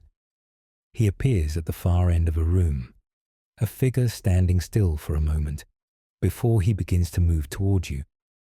If he reaches you, if he touches the withered Freddy sprite you're controlling, the screen glitches. Blue static instead of the normal red fills your vision, and a message appears in the bottom corner. You can't. You can't save them. You can't stop this. You can't change what's already happened. The game shuts down, and the minigame ends in failure. This encounter with William Afton in Save Them is significant because it explicitly connects him to this second wave of murders. It's not ambiguous. It's not open to interpretation. The game is showing you, in its simple 8-bit way, that William Afton was responsible for these deaths. He's the man behind the slaughter, as the franchise's famous song lyric would later put it. And even knowing this, even seeing him in the act, Withered Freddy can't stop him. The murders have already occurred by the time you're exploring the building. All that's left is to find the bodies and bear witness to the tragedy. But what about the puppet? The minigame shows it moving through the building, its distinctive striped sprite visible on certain screens. It seems to be searching, investigating, trying to reach something or someone. The Save Them command that echoes through the minigame suggests urgency, a desperate attempt to help. But save them from what and how? The most likely interpretation is that the puppet is doing for these new victims what it did for the original missing children incident victims. It's finding the bodies, the spirits that haven't yet moved on, and it's facilitating their possession of the toy animatronics. The minigame doesn't show this process explicitly the way Give Gifts, Give Life did, but the implications are clear. These murdered children would go on to haunt the toy models, animating them with something beyond mere programming, turning entertainment robots into hunting machines driven by confused, traumatized spirits. There's a grim repetitiveness to this. The puppet couldn't save these children from being murdered. It couldn't prevent William Afton from striking again, from adding 5 more victims to his tally, from destroying 5 more families. All it could do was come after, finding the dead and giving them the same half-life it had given the previous victims, the same existence as trapped spirits inhabiting mechanical forms. Save Them isn't really about salvation in any meaningful sense. It's about damage control. It's about the puppet doing the only thing it can do, which is ensure that these murdered children don't simply disappear into oblivion, that they get some form of continued existence even if that existence is a nightmare of possession and confusion. The fact that Phone Guy mentions the investigation on the calls, talks about the place being on lockdown and police being involved, suggests that this second incident was harder for Fazbear Entertainment to cover up than the original missing children incident. 5 bodies disappearing from a pizzeria once might be explained away, might get buried under company lawyers and NDAs and settlements.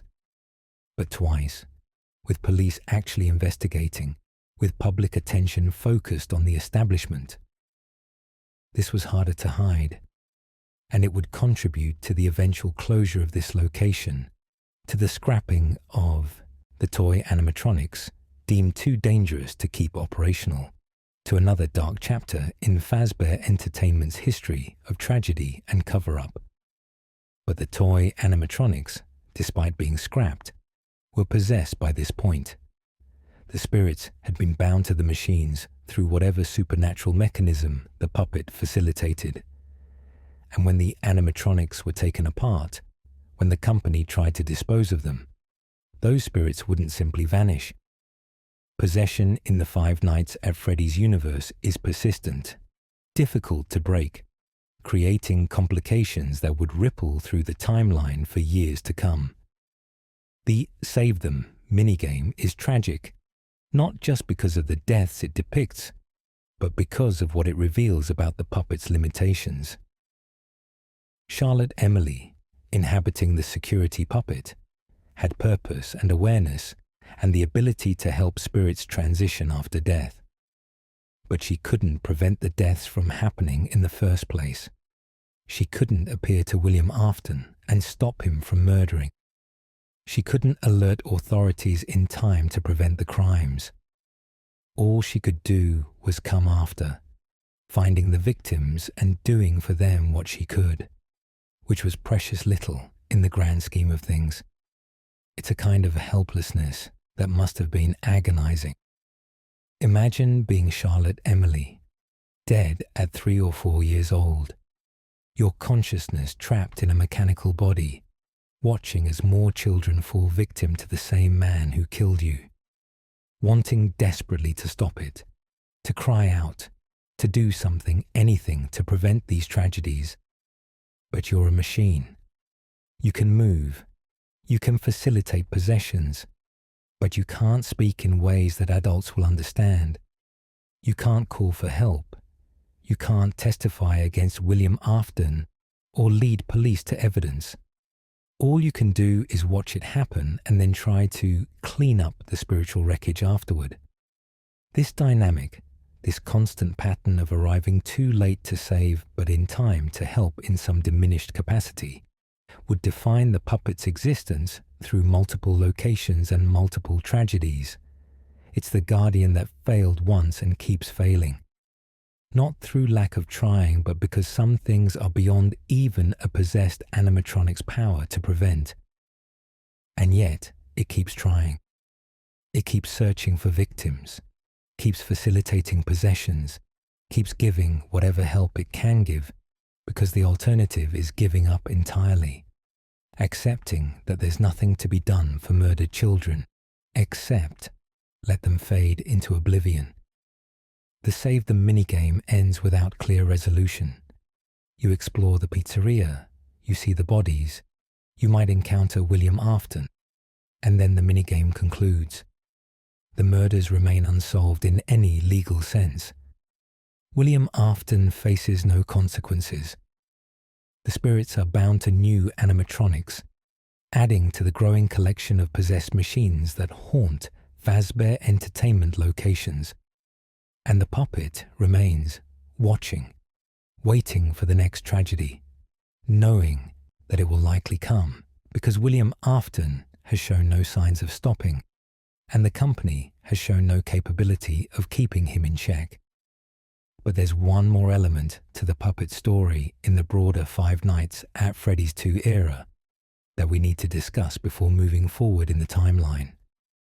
The end-of-night hallucinations that Jeremy Fitzgerald experiences show the puppet appearing in unexpected locations, its presence felt throughout the establishment, even when it should be contained in the prize corner.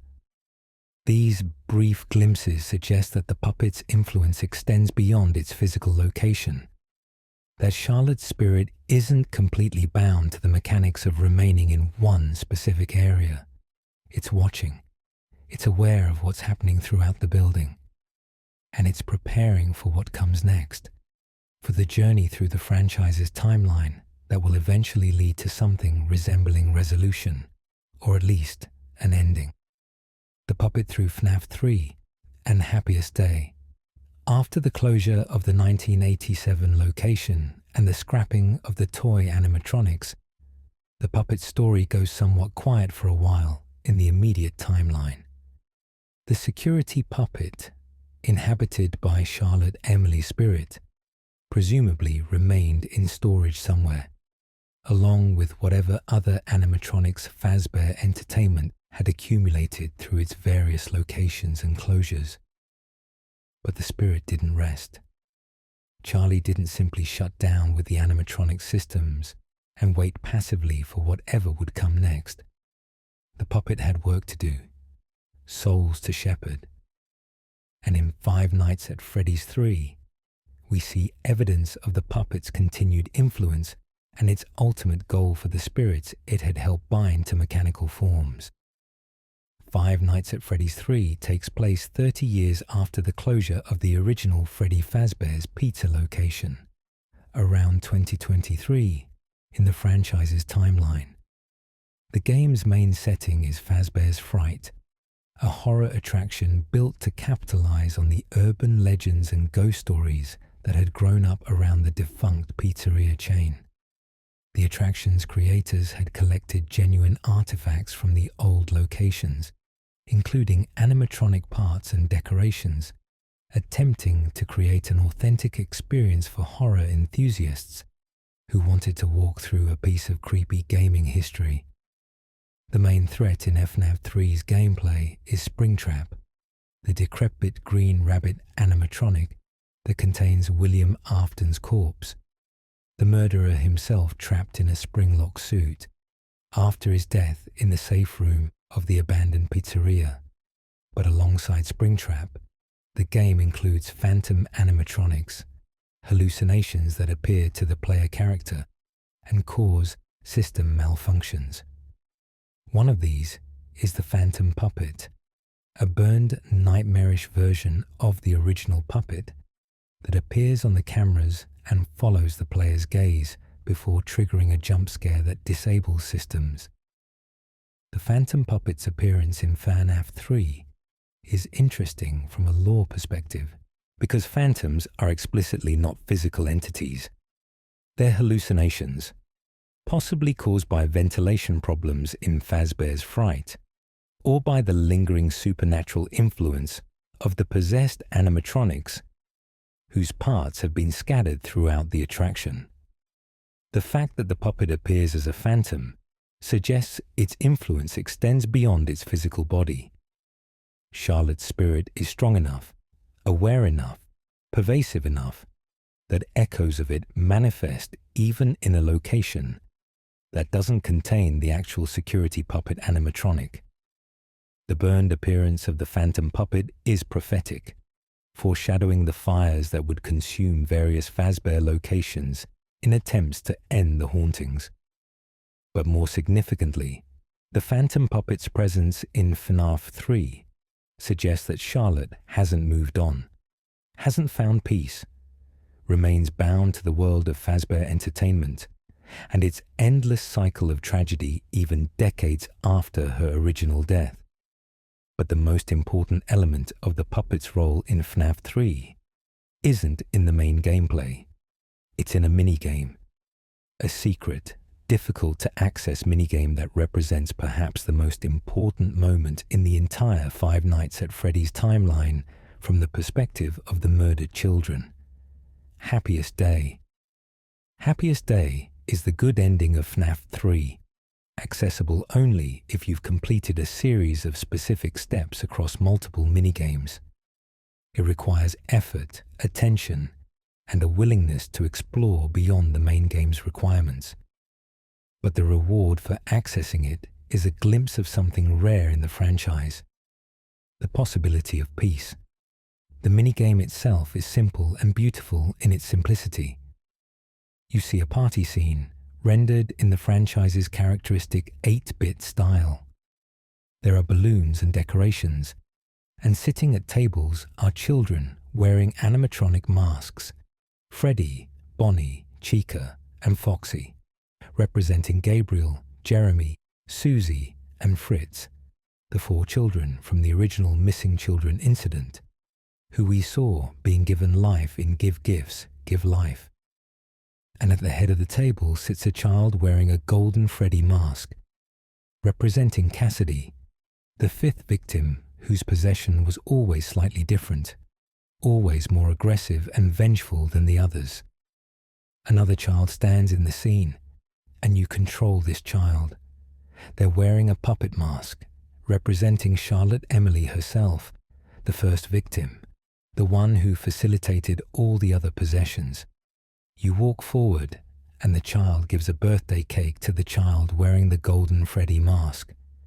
It's such a small gesture, such a simple act, a slice of cake at a party, but it represents something profound: acknowledgement, completion. The birthday party that was interrupted by murder, the celebration that never got to happen, finally taking place in some spiritual realm or shared dream. One by one, the children remove their masks. The animatronic faces fall away, revealing the simple child sprites beneath. They're not wearing the metal skins they've been trapped in for so long. They're not defined by their possession or their vengeance or their confusion.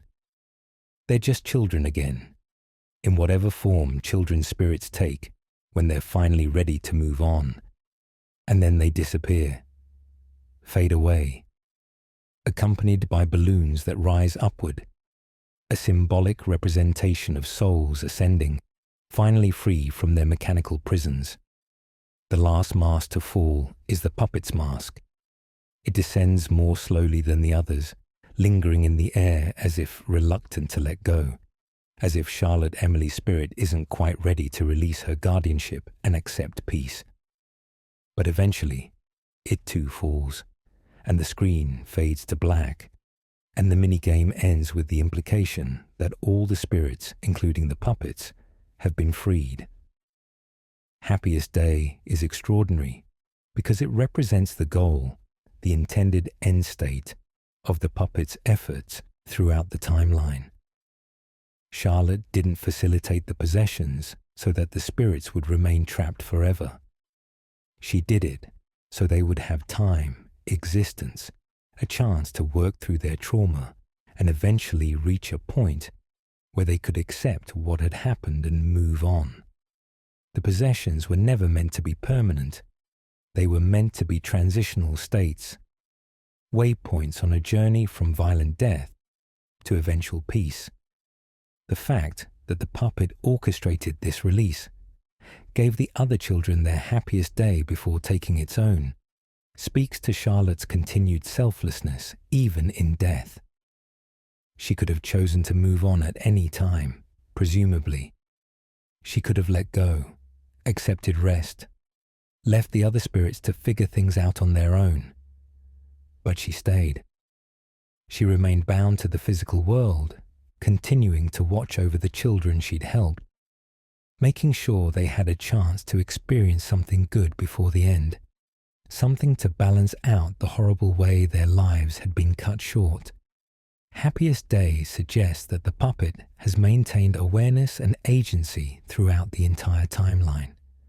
It wasn't just facilitating initial possessions and then becoming passive.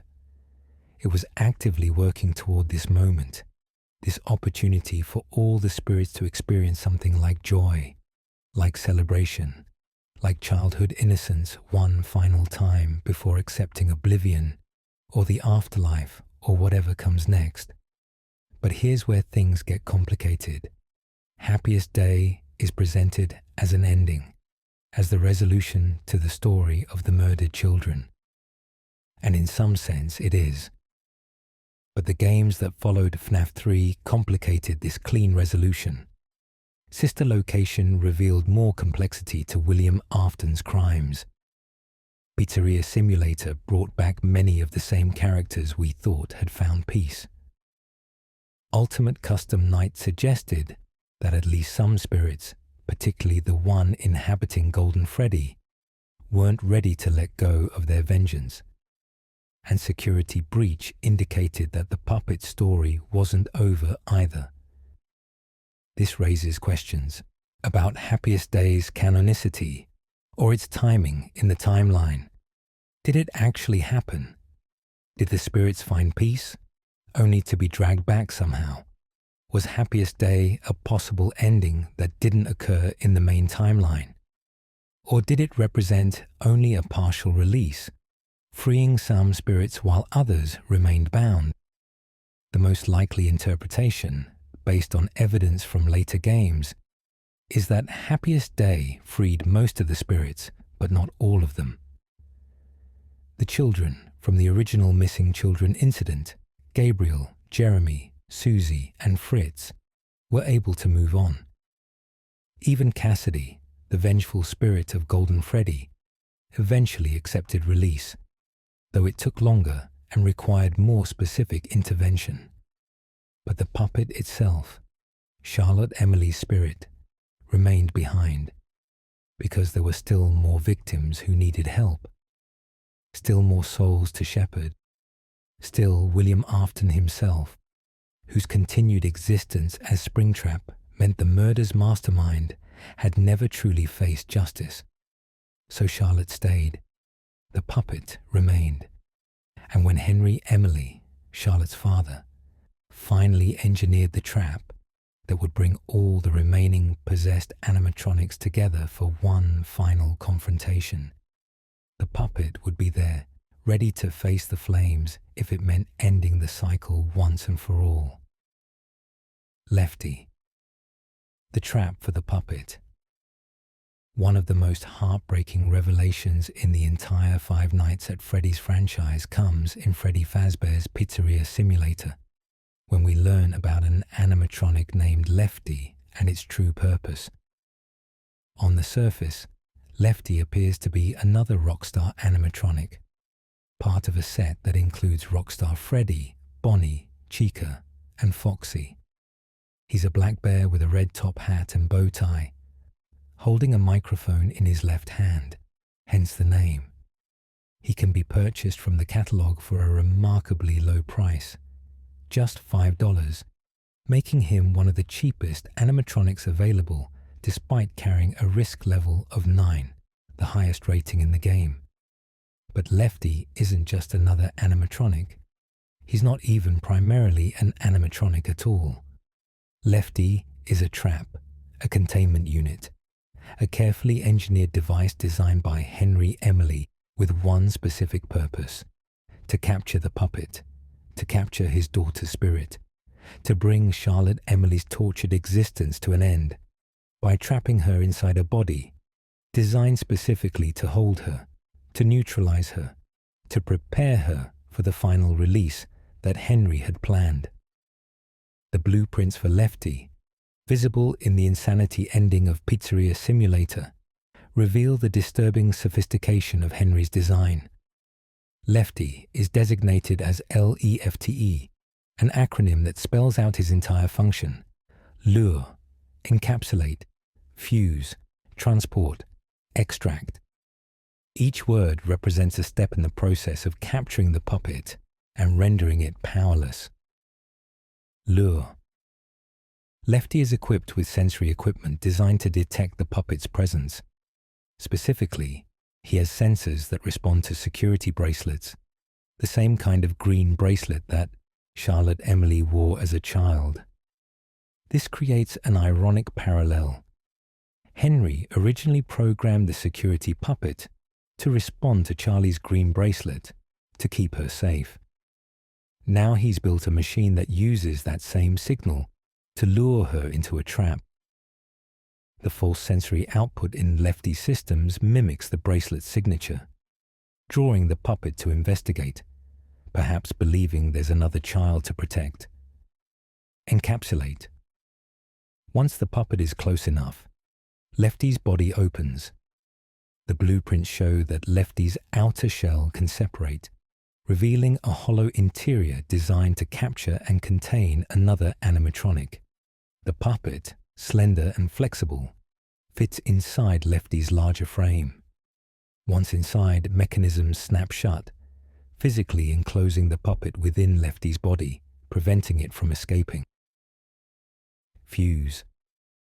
This step isn't entirely clear from the blueprints, but it seems to involve some kind of electrical or mechanical binding, ensuring that the puppet can't simply force its way out of Lefty through sheer supernatural will. The possession remains. Charlotte's spirit is still there, but she's trapped inside a trap, inside a body, layers of containment keeping her powerless. Transport. With the puppet captured and contained, Lefty can be moved.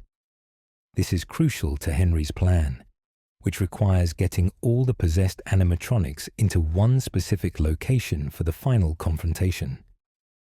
Lefty, looking like any other animatronic, can be transported without raising suspicion, can be purchased or salvaged and brought into the pizzeria, carrying the puppet with him. Extract. The final step, presumably, is removing the puppet from Lefty when the time is right. Or perhaps extract refers to extracting the spirit, freeing Charlotte from both the puppet and Lefty simultaneously through the flames, that Henry has prepared. The sophistication of Lefty's design speaks to Henry Emily's engineering brilliance, but it also speaks to his desperation. This is a father who has watched his daughter's spirit remain trapped in a mechanical body for decades. Who knows that Charlotte hasn't found peace, hasn't moved on, continues to exist in a state that can't be called life, but isn't quite death either. Who understands that as long as the puppet remains active, as long as Charlotte continues her guardianship, she'll never rest. Creating Lefty is an act of love, however twisted. Henry isn't trying to hurt his daughter. He's trying to free her. But to free her, he first has to capture her, has to neutralize her ability to escape or resist the final confrontation he has planned. It's a father making an impossible choice. Trap your daughter's spirit. Use her own protective instincts against her by mimicking the bracelet signals she associates with children needing help. Contain her in a body designed to hold her powerless, all so you can ultimately give her the release she's been denied for so long. There's also the Dream Wand, another component of Lefty's systems. The blueprints show that Lefty's microphone isn't just a prop. It plays music, specifically a lullaby, designed to keep the entity inside calm. This mirrors the music box mechanic from FNaF 2, the way the puppet could be kept docile as long as music was playing. Lefty uses the same principle, the same understanding that music soothes Charlotte's spirit to keep the puppet from becoming aggressive while contained. The practical implications of Lefty's design manifest in the gameplay of Pizzeria Simulator. When you encounter Lefty in the game, whether purchasing him from the catalogue or salvaging him from the back alley, he's already captured the puppet. The containment has already occurred. And throughout your shifts managing the pizzeria, you can hear evidence of the puppet inside Lefty. If you're not careful, if you let Lefty become too active, or if you fail to meet certain conditions, the puppet's influence can emerge, causing Lefty to become aggressive and threatening. In the rare screens that occasionally appear when booting up Pizzeria Simulator, you can glimpse the puppet inside Lefty. The image is dark, barely visible, but if you look closely, you can see the distinctive striped arms, the slender form, contained within Lefty's black exterior. It's visual confirmation of what the blueprints already told us. Lefty isn't just an animatronic. He's a prison, and the puppet is the prisoner. The voice lines that Lefty speaks in Ultimate Custom Night, where he appears as one of the many antagonists, are voiced by the same actress who voices the puppet, confirming that the two are intrinsically linked. When Lefty speaks, it's with Charlotte's voice, though filtered through layers of containment and electronic distortion. The lines themselves are cryptic and haunting, speaking of silence and eternity, of finding someone and never letting go. Words that could come from either the captor or the captured, from Henry's programming or Charlotte's spirit. There's a tragic irony in how Lefty captured the puppet. Henry used the same instinct that has defined Charlotte's existence after death, her need to protect children, to lure her into the trap. By mimicking the green security bracelet, by creating a false signal that would suggest a child in danger, or a child who needed the puppet's help, Henry exploited his daughter's heroism. The puppet, detecting what it thought was another Charlie Emily, another child with a green bracelet, who might need guidance or protection or shepherding into possession, would naturally investigate. And when it got close enough to Lefty, close enough to offer help, the trap would spring.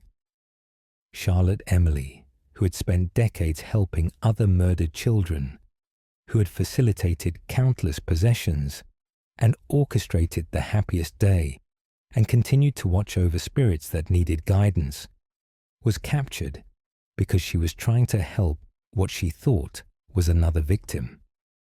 It's the ultimate exploitation of her selfless nature, a calculated use of her own goodness as the bait for a trap. Did Charlotte realize what was happening? Did she understand that this was her father's doing, that Henry was the one behind Lefty's creation? Or did she think this was another of William Afton's cruel tricks, another animatronic designed to cause harm? The games don't give us Charlotte's perspective on the capture, don't show us the moment when she realized she'd been trapped by someone who supposedly loved her.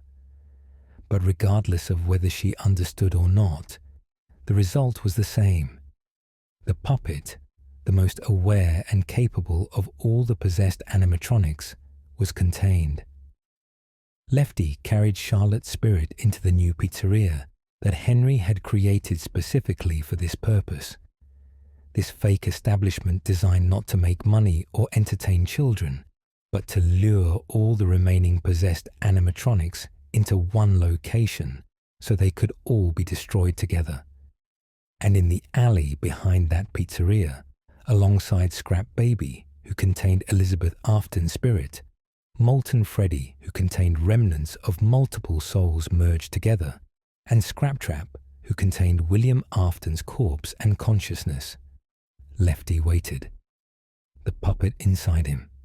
Charlotte Emily trapped in yet another body, another prison, waiting for whatever her father had planned. Pizzeria Simulator and the Final Rest. Freddy Fazbear's Pizzeria Simulator is, on its surface, exactly what the title suggests. A game where you build and manage a pizzeria, purchasing attractions, decorating rooms, entertaining guests, and trying to turn a profit while avoiding lawsuits and accidents. But underneath this deceptively cheerful management game lies something much darker. Pizzeria Simulator is a trap, a carefully orchestrated plan created by Henry Emily to gather all the remaining possessed animatronics in one location and end their tortured existence once and for all. The player character, widely believed to be Michael Afton, William Afton's son, has received a job offer, a chance to manage a new Freddy Fazbear's Pizza location, to help rebuild the brand's reputation, to start fresh. But the real purpose becomes clear as the week progresses. In the alley behind the pizzeria, animatronics keep appearing. Scrap Baby, Elizabeth Afton's possessed form. Molten Freddy, an amalgamation of various animatronics fused together. Scrap Trap, William Afton himself in a refurbished spring Bonnie suit. And Lefty, who appears either in the back alley or can be purchased for that suspiciously low price of $5. Each of these animatronics can be salvaged. You can sit in a room with them, testing them, keeping them calm while extracting components and earning money. Or you can throw them out, refusing to bring them into your establishment. But whether you salvage them or purchase them, or simply let them in when they appear, they all end up in your pizzeria. They're drawn there by sounds piped through the building, by familiar music and the laughter of children, by the promise of more victims, or the memory of happier times, or simply by the supernatural pull that Fazbear Entertainment locations seem to have on possessed machines. And when Saturday comes, when you've survived the increasingly difficult nights managing your pizzeria while avoiding these animatronics attacks, the true purpose is revealed. You're not going home. There is no going home. This was never about building a successful business. As the completion endings monologue reveals, you've been led here. All of you have. One last pizzeria location, set up specifically to lure every remaining possessed animatronic into a confined space that has been rigged to burn. Henry Emily's voice, calm and sad and final, speaks over the ending's visuals. He addresses each of the entities trapped in the building. He speaks to his daughter acknowledging that he knew she would return, that her protective nature would bring her to this place. He speaks to the player, presumably Michael, thanking him for his participation and his sacrifice. He speaks to Elizabeth, trapped in Baby, and to the other spirits bound to the machines. And he speaks to William Afton, his former business partner, and the man responsible for all these tragedies, addressing him as old friend, with a bitterness that decades of suppressed anger can produce. The building is a maze, designed with no clear exit, every path leading back to the center, every door ultimately a dead end. As Henry speaks, the temperature rises. Fire spreads through the structure, fed by accelerants that Henry has placed throughout the building. Smoke begins to fill the rooms, and the animatronics, these possessed machines that have terrorized so many people, that have killed security guards and frightened children and perpetuated cycles of violence born from their own tragic deaths, are finally facing destruction. For the puppet, for Charlotte Emily specifically, this is what her father has been planning all along. The capture by Lefty, the lure to the pizzeria, the inevitable Saturday night confrontation, all of it was leading to this.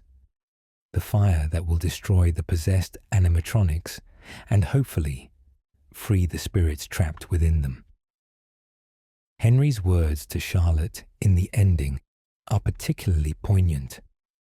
He addresses her directly, acknowledging that she has been a good daughter, that she tried to protect others even after death, that her spirit has remained bound to the physical world far longer than it should have because she felt a responsibility to help the children William Afton had killed. He expresses pride in her selflessness even as he acknowledges the tragedy of it. And he tells her it's time to rest, that this place, this trap he set, will give her the release she's been denied for so long. But the completion ending shows something unusual. While the other animatronics, Scrap Baby and Molten Freddy and Scrap Trap, are explicitly shown burning, engulfed in flames as the fire consumes the building, Lefty is conspicuously absent from these images. We don't see Lefty burning. We don't get a clear shot of the puppet's destruction. Some fans have interpreted this as suggesting that Charlotte's spirit escaped somehow, that she wasn't destroyed in the fire, that her story continued beyond this point. Others argue that the absence of explicit burning imagery for Lefty is simply an artistic choice, that showing every single animatronic's destruction would be redundant, and that the implication is clear. Everything burned, everyone died, all the spirits were freed. The Lore Keeper's certificate, accessible by completing all 3 of the important minigames, Midnight Motorist, Fruity Maze, and Security Puppet, shows grave markers with the names of the original missing children. These graves, situated on a hill with balloons rising above them, suggest that the spirits have indeed found peace, that they've moved on to whatever comes after their tortured existence as possessed animatronics. And if we take this at face value, if we accept that the Lore Keeper ending represents the true conclusion of these characters' stories, then Charlotte Emily is finally at rest. The first victim has found peace. The Guardian has been released from her duty. The puppet story is over. But there are complications. The Fazbear Frights books, which provide parallel stories to the game's timeline, suggest that Remnant, the supernatural substance created from possessed animatronics, isn't easily destroyed by fire alone. It requires sustained, intense heat to fully break down the supernatural bonds that keep spirits attached to metal. And even then, some stories suggest that fragments can survive, that spirits can linger in pieces of their former prisons, unable to fully move on until every trace of their remnant is destroyed. If we apply this logic to the puppet, If we consider the possibility that Charlotte's spirit wasn't fully freed by the pizzeria simulator fire, then her story extends beyond this point, and evidence from later games, particularly Security Breach, suggests this might be the case. References to Charlotte's presence in the Mega Pizzaplex, in the form of Nightmarion plushies, in the striped pattern that appears on power cords throughout the facility, in the doors to certain areas being labelled Charlie Door 1 and Charlie Door 2 in the game's code, all suggest that some essence of Charlotte Emily persists even after the events of Pizzeria Simulator. But we're getting ahead of ourselves.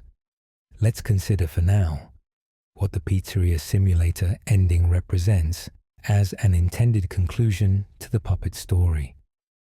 After decades of existence as a possessed animatronic, after facilitating countless other possessions, after watching over murdered children's spirits and orchestrating their eventual release through Happiest Day, after being captured by her own father's trap and brought to a final location specifically designed to destroy her, Charlotte Emily burns.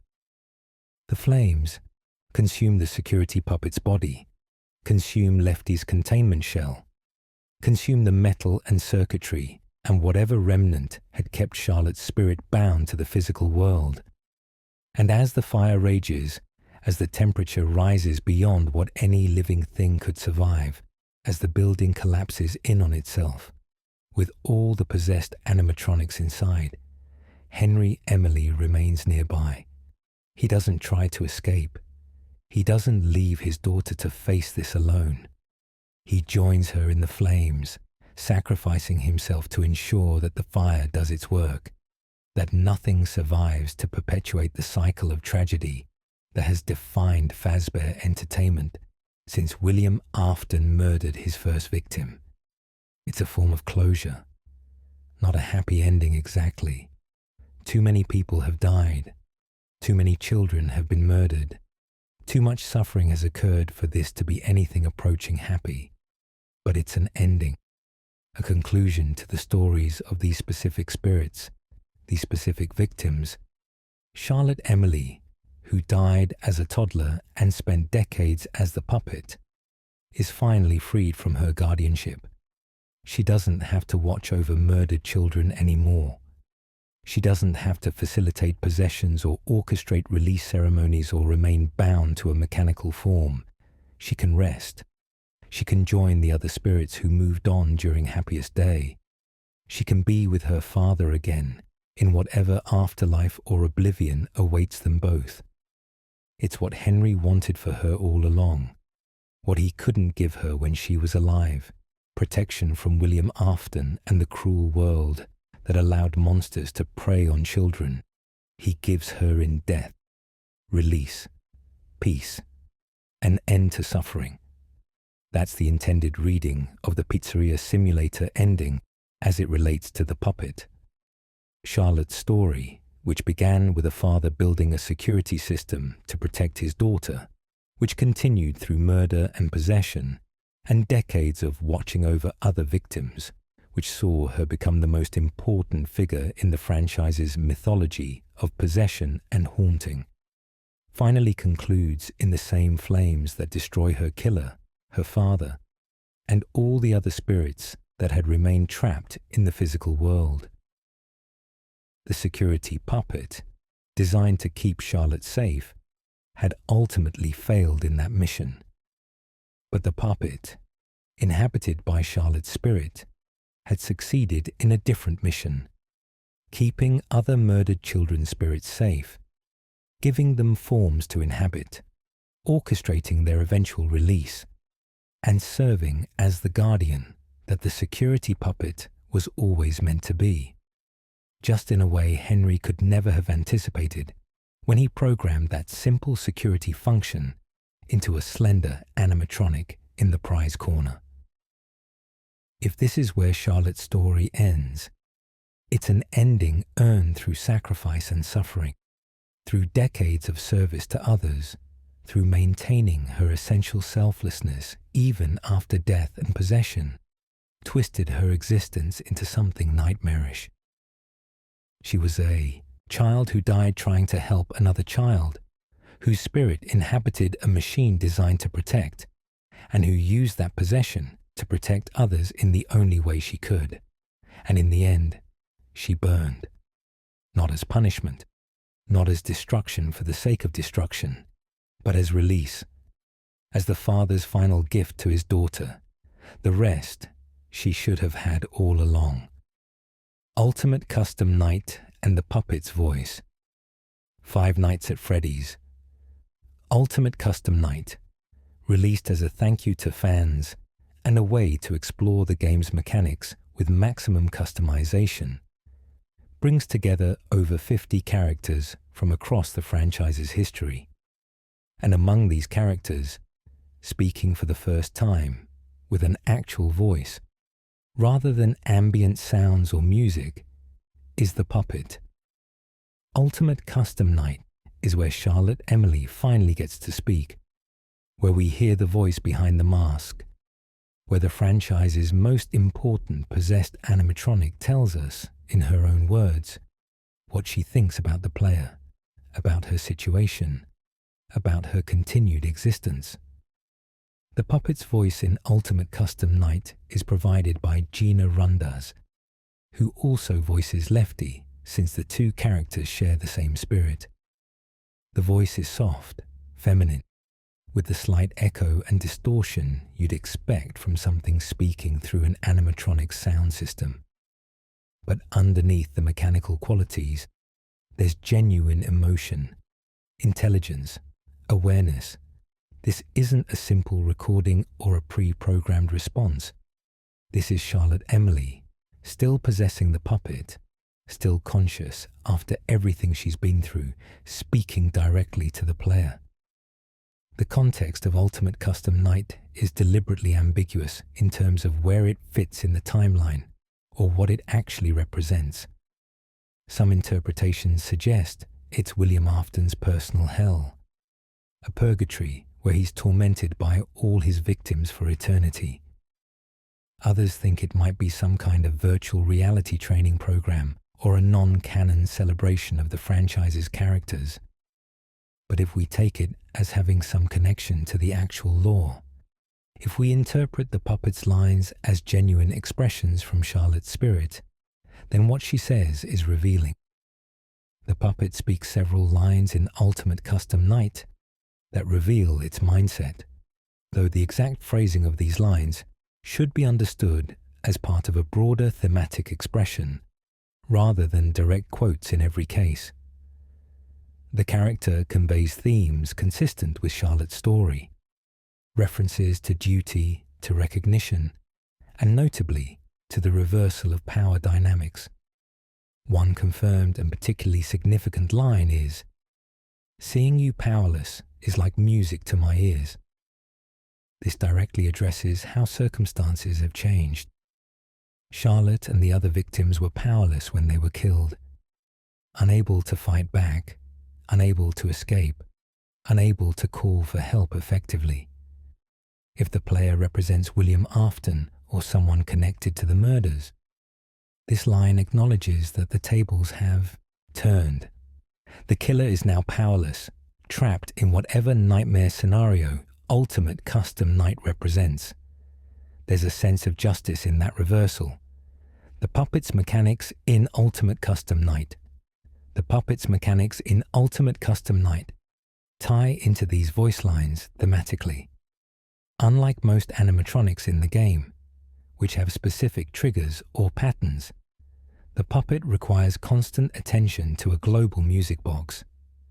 If you let the music box wind down completely across all your various tasks and challenges, the puppet will activate an attack, and there's no defending against it. The attack is guaranteed.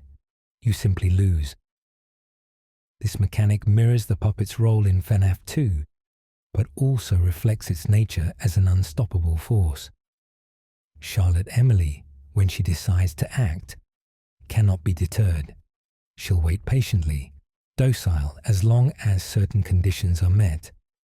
But cross that threshold, fail to maintain those conditions, and she will come for you with absolute certainty. The puppet's presence in Ultimate Custom Night alongside Lefty is also noteworthy. Both characters are present, both can be set to challenge the player, but they share voice lines and clearly represent the same spirit. This suggests that even after being captured by Lefty, even after the events of Pizzeria Simulator, Charlotte's essence remains. The containment didn't erase her. The fire didn't destroy her consciousness. She persists in whatever form Ultimate Custom Night's reality takes, still aware, still speaking, still existing in some capacity. Some of the puppet's other lines include references to the music that calms her, to the idea of staying nearby and watching, to concepts of time and eternity that suggest she's aware of the cyclical, trapped nature of whatever existence she's currently in. There's a melancholy to some lines, a sense of sadness underlying the anger, as if Charlotte is tired of existing, tired of the constant vigilance, tired of being the guardian, but unable or unwilling to stop, because stopping would mean abandoning the role she's carved out for herself across decades of possession. It's important to note that the puppet, unlike some other animatronics in Ultimate Custom Night, doesn't seem to take particular pleasure in the torment. The voice lines aren't gleeful. They're not sadistic in the way that some of the more aggressive characters' lines are. The puppet is doing a job, fulfilling a function, ensuring that the player, whoever they're meant to represent, faces consequences for whatever actions brought them to this place. But there's no joy in it, no satisfaction beyond that one line about seeing powerlessness being like music. Mostly, the puppet seems resigned. This is what needs to be done, so it's being done. That's all.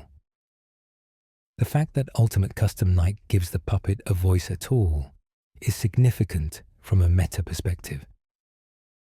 For years, across multiple games, the puppet had been silent, except for music and ambient sounds.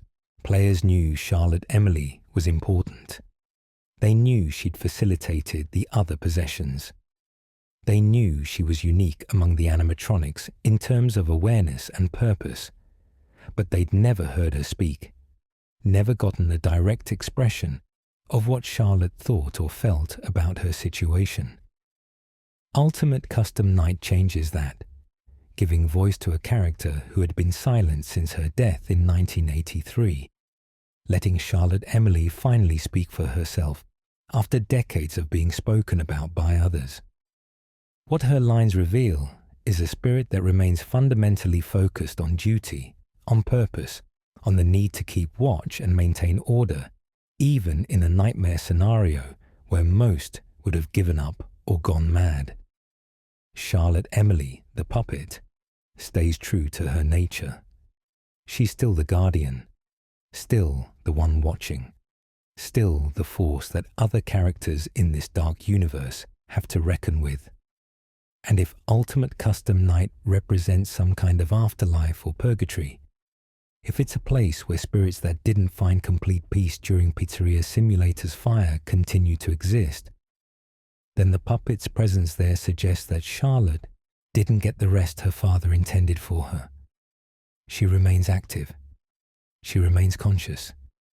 She remains, for better or worse, the puppet, bound to her role as guardian even when there might be nothing left to guard against, except the eternal recurrence of torment in a place that was never meant for peace. The puppet's influence across the franchise.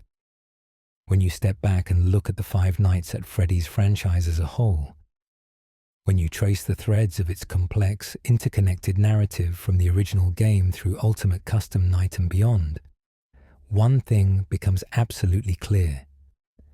The puppet is foundational, not just to specific plot points or individual games, but to the entire mythology that makes the series work. Without Charlotte Emily's death and subsequent possession of the security puppet, without her role in facilitating the other possessions. The story of Five Nights at Freddy's as we know it wouldn't exist. Think about it. The franchise's core horror doesn't come from malfunctioning robots. It doesn't come from faulty AI or programming errors. It comes from the tragedy of murdered children whose spirits remain bound to animatronic bodies, unable to find peace, unable to move on, driven to hunt and kill because of trauma and confusion, and a desperate need for justice or revenge or simply understanding. Every haunted animatronic in the original game, Freddy and Bonnie and Chica and Foxy and Golden Freddy, exists because the puppet helped those spirits possess those bodies. Without the give gifts, give life sequence, those 5 children would have simply died and moved on, and Freddy Fazbear's Pizza would have been just another failed restaurant with creepy robot performers, not a legendary horror game setting. The puppet's influence extends beyond just the original possessions. The mechanics that Charlotte's spirit establishes, the rules of how possession works in this universe, ripple through every subsequent game. Sister Location's possessed Funtime animatronics follow similar patterns. Pizzeria Simulator's salvageable animatronics are haunted in ways that echo the original missing children incident. Even Security Breach, set decades after the original tragedies, features possessed elements and remnant-infected systems that trace back to the fundamental mechanics that the puppet's possession established. From a thematic perspective, the puppet represents the series' emotional core. Yes, William Afton is the villain. He's the murderer whose actions drive the plot. But Afton is evil incarnate, a force of corruption and cruelty that's almost abstract in his malevolence. The puppet is human, or at least was human, was a child who died and chose to help others instead of focusing solely on revenge. That selflessness, that continued compassion even after death and trauma, is what gives the franchise its heart. It's what transforms FNaF from simple jump-scare horror into something more resonant, more emotionally affecting. The puppet's visual design has become iconic. That slender, striped form, that white mask with its hollow eyes and tear tracks and frozen smile. It's instantly recognizable to anyone even casually familiar with Five Nights at Freddy's. Fan artists draw the puppet constantly, creating variations and reinterpretations. Cosplayers craft elaborate puppet costumes. The character has transcended the games to become a symbol of the franchise itself, representing its blend of childlike whimsy and genuine horror. The music box, the puppet's signature gameplay element introduced in FNaF 2, has become one of the most memorable mechanics in horror gaming.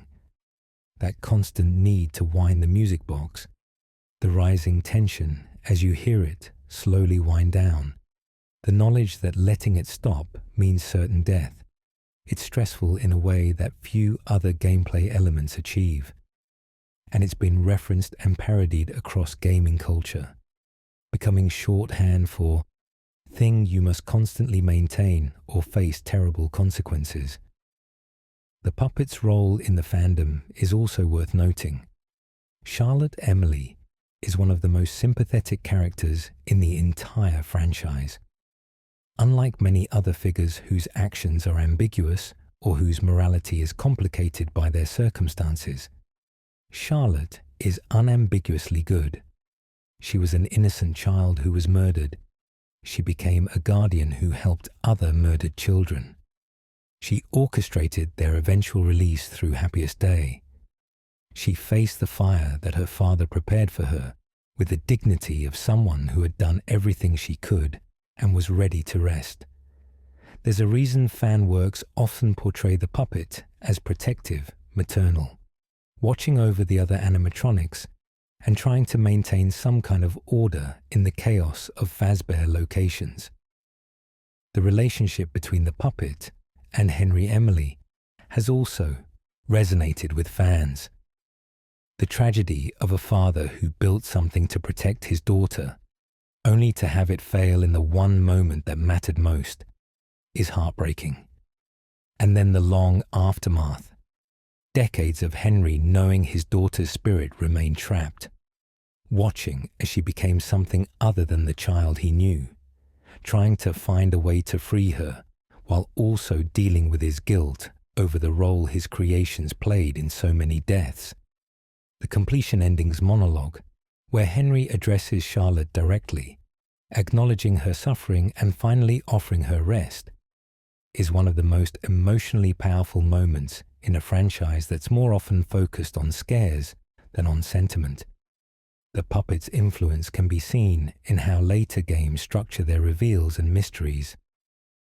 FNaF 2 established that the franchise would use minigames to tell crucial story information, and the puppet's minigames, take cake to the children, give gifts, give life and save them, set the template for how these simple 8-bit sequences could convey complex narratives. Pizzeria Simulator's security puppet minigame, coming years later, showed how effectively the franchise could return to this formula to finally answer questions that had been lingering since the beginning. Even in games where the puppet doesn't directly appear, its influence is felt. FNaF 3's phantom animatronics suggest that spirits can manifest in ways beyond simple possession, that their influence can create hallucinations or projections. The puppet's phantom version in that game establishes that Charlotte's reach extends beyond her physical body. FNaF 4, despite being primarily focused on a different child story, includes references to the puppet in its minigames. Sister Location's mechanisms of possession, with Remnant being injected into Funtime animatronics, builds on the supernatural rules that the puppet story established. Security Breach, set in the modern Mega Pizzaplex, includes numerous references to the puppet that suggest Charlotte's influence persists even in this new era. Night Marion plushies are hidden throughout the facility. Doors in the code are labelled with Charlotte's name. The striped pattern that defines the puppet's design appears on cables and structural elements throughout the Pizzaplex. Whether these are direct manifestations of Charlotte's spirit or simply echoes of her past influence, remnants of Remnant in the location's infected systems, they suggest that the puppet story didn't end cleanly with Pizzeria Simulator's fire. Charlotte Emily, in some form, continues to touch the world of Fazbear Entertainment. The puppet has also influenced how fans interpret the franchise's timeline and lore. Because Charlotte's death is clearly established as William Afton's first victim, because her possession is the first instance of a spirit inhabiting an animatronic, the puppet serves as a chronological anchor. Events can be dated as before or after Charlotte's death. The evolution of possession mechanics can be traced from her original experience. The puppet is year zero for the franchise's supernatural elements, the point from which everything else flows. From a storytelling perspective, the puppet represents the franchise's thesis about trauma and memory. Charlotte Emily died at 3 or 4 years old. Her consciousness at that age would have been limited, her understanding of the world simple, her sense of self still forming. But possession preserved her somehow, either freezing her at that developmental stage or allowing her to continue growing and learning despite being trapped in a mechanical body. The puppet displays sophistication and awareness that goes beyond what a toddler should be capable of, suggesting that spirits in the FNaF universe can develop, can learn, can become more than they were in life. It's a dark kind of growth, purchased through decades of existing in a nightmare scenario, but it's growth nonetheless. the puppet also serves as a mirror to William Afton in ways that are easy to miss. Both are foundational to the franchise. Both drive the actions of other characters. Both refuse to simply die and move on, persisting across games and years in attempts to end them. But where Afton's persistence comes from malice and a refusal to accept justice, the puppet's comes from duty and an unwillingness to abandon those who need protection. Their opposed forces, the murderer and the guardian of his victims, locked in an eternal struggle that would finally culminate in Pizzeria Simulator's fire. Looking at the franchise's evolution, it's clear that the puppet's importance was recognized early and maintained throughout. Scott Cawthon, the creator, could have let the character fade into the background after FNaF 2, could have made the puppet just another possessed animatronic without special significance, but instead, the puppet kept appearing, kept being referenced, kept being central to the unfolding mysteries. The security puppet minigame in Pizzeria Simulator came years after the character's introduction, showing that Cawthon had always planned for Charlotte's story to be essential, had always intended for the puppet to be more than just a gameplay challenge. The puppet's legacy in the franchise is secured not just through its appearances, but through what it represents. It's the bridge between life and death, between murdered children and possessed machines. It's the manifestation of a father's love and failure. It's the proof that even in the darkest circumstances, compassion and selflessness can survive. And it's a reminder that some scars, some tragedies, some losses are so profound that they reshape entire realities, creating new rules and new possibilities born from grief. Theories, mysteries, and interpretations. Despite the puppet being one of the more clearly defined characters in Five Nights at Freddy's lore, there remain mysteries and alternative interpretations that fans continue to debate. Not everything about Charlotte Emily's death, possession, and ultimate fate is completely settled, and some questions may never have definitive answers. Let's explore some of the major theories and unresolved elements surrounding the puppet story. One of the earliest and most persistent debates concerns the puppet's gender. The animatronic itself has never been explicitly gendered in the games. The slender form, the delicate features, the theatrical design could theoretically be masculine or feminine or neither. Early fans often referred to the puppet as male, possibly influenced by the vaguely masculine appearance of similar theatrical performers, or simply defaulting to masculine pronouns in the absence of clear information. But once it was revealed that the spirit possessing the puppet is Charlotte Emily, a female child, the question became more complex. Is the puppet gendered by the animatronic body, or by the spirit inhabiting it? Different sources have used different pronouns, adding to the confusion. Lefty, who contains the puppet, uses masculine pronouns in marketing materials, but is voiced by a female actress speaking Charlotte's lines. Ultimately, most of the community has settled on feminine pronouns for the puppet, referring to it as she, her, because the spirit inside is female. But this remains a point of occasional confusion. The exact mechanics of how the puppet facilitates possession in other animatronics is another area of speculation. Give gifts, give life shows the process symbolically, with the puppet approaching dead children and animatronic masks appearing on their heads.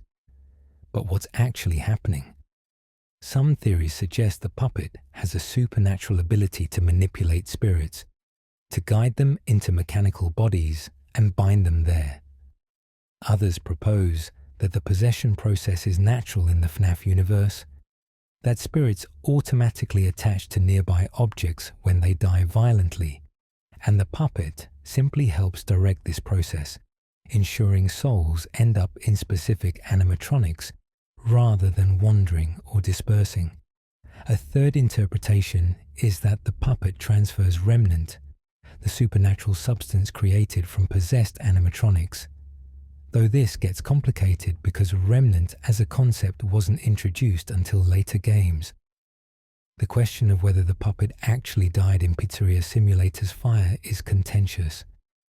The completion ending strongly implies that all the animatronics, including Lefty with the puppet inside, were destroyed in the flames. Henry's monologue suggests this is the end. The gravestone imagery implies peace, but later references to Charlotte or puppet-related imagery in Security Breach have led some fans to believe she survived somehow, that her spirit escaped the fire, or that fragments of her remnant persisted in pieces that were later incorporated into the Mega Pizzaplex's systems. Others argue that Security Breach's references are just Easter eggs and callbacks, not meant to be taken as evidence of Charlotte's continued existence in universe.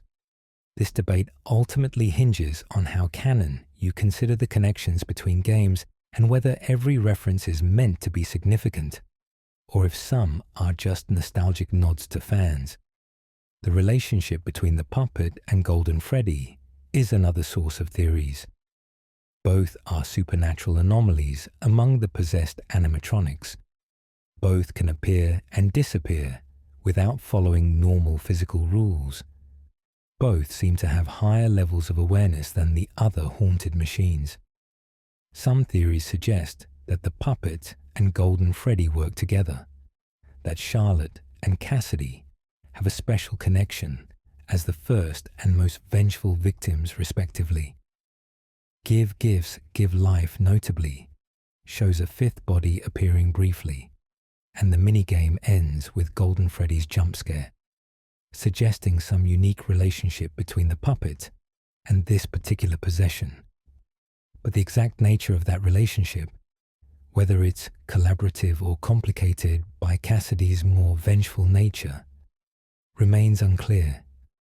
There's also debate about how much of Charlotte Emily's original personality survives in the puppet. Is this really still the 3-year-old girl who died in 1983, somehow maintaining consciousness and awareness for decades?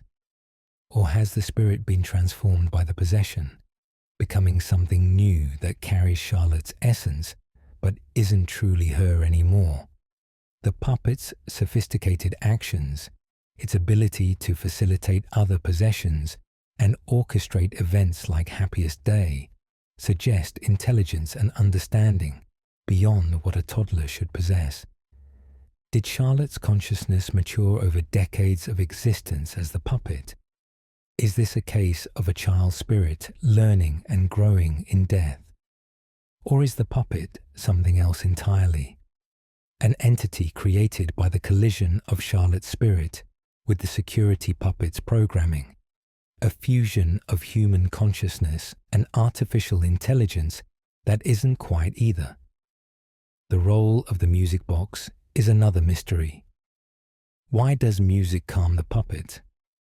Is it simply that the original security puppet was programmed to respond to soothing sounds, and Charlotte's possession retained that programming quirk? Or is there something deeper, some connection between music and Charlotte Emily's life or death that makes melodies particularly effective at pacifying her spirit?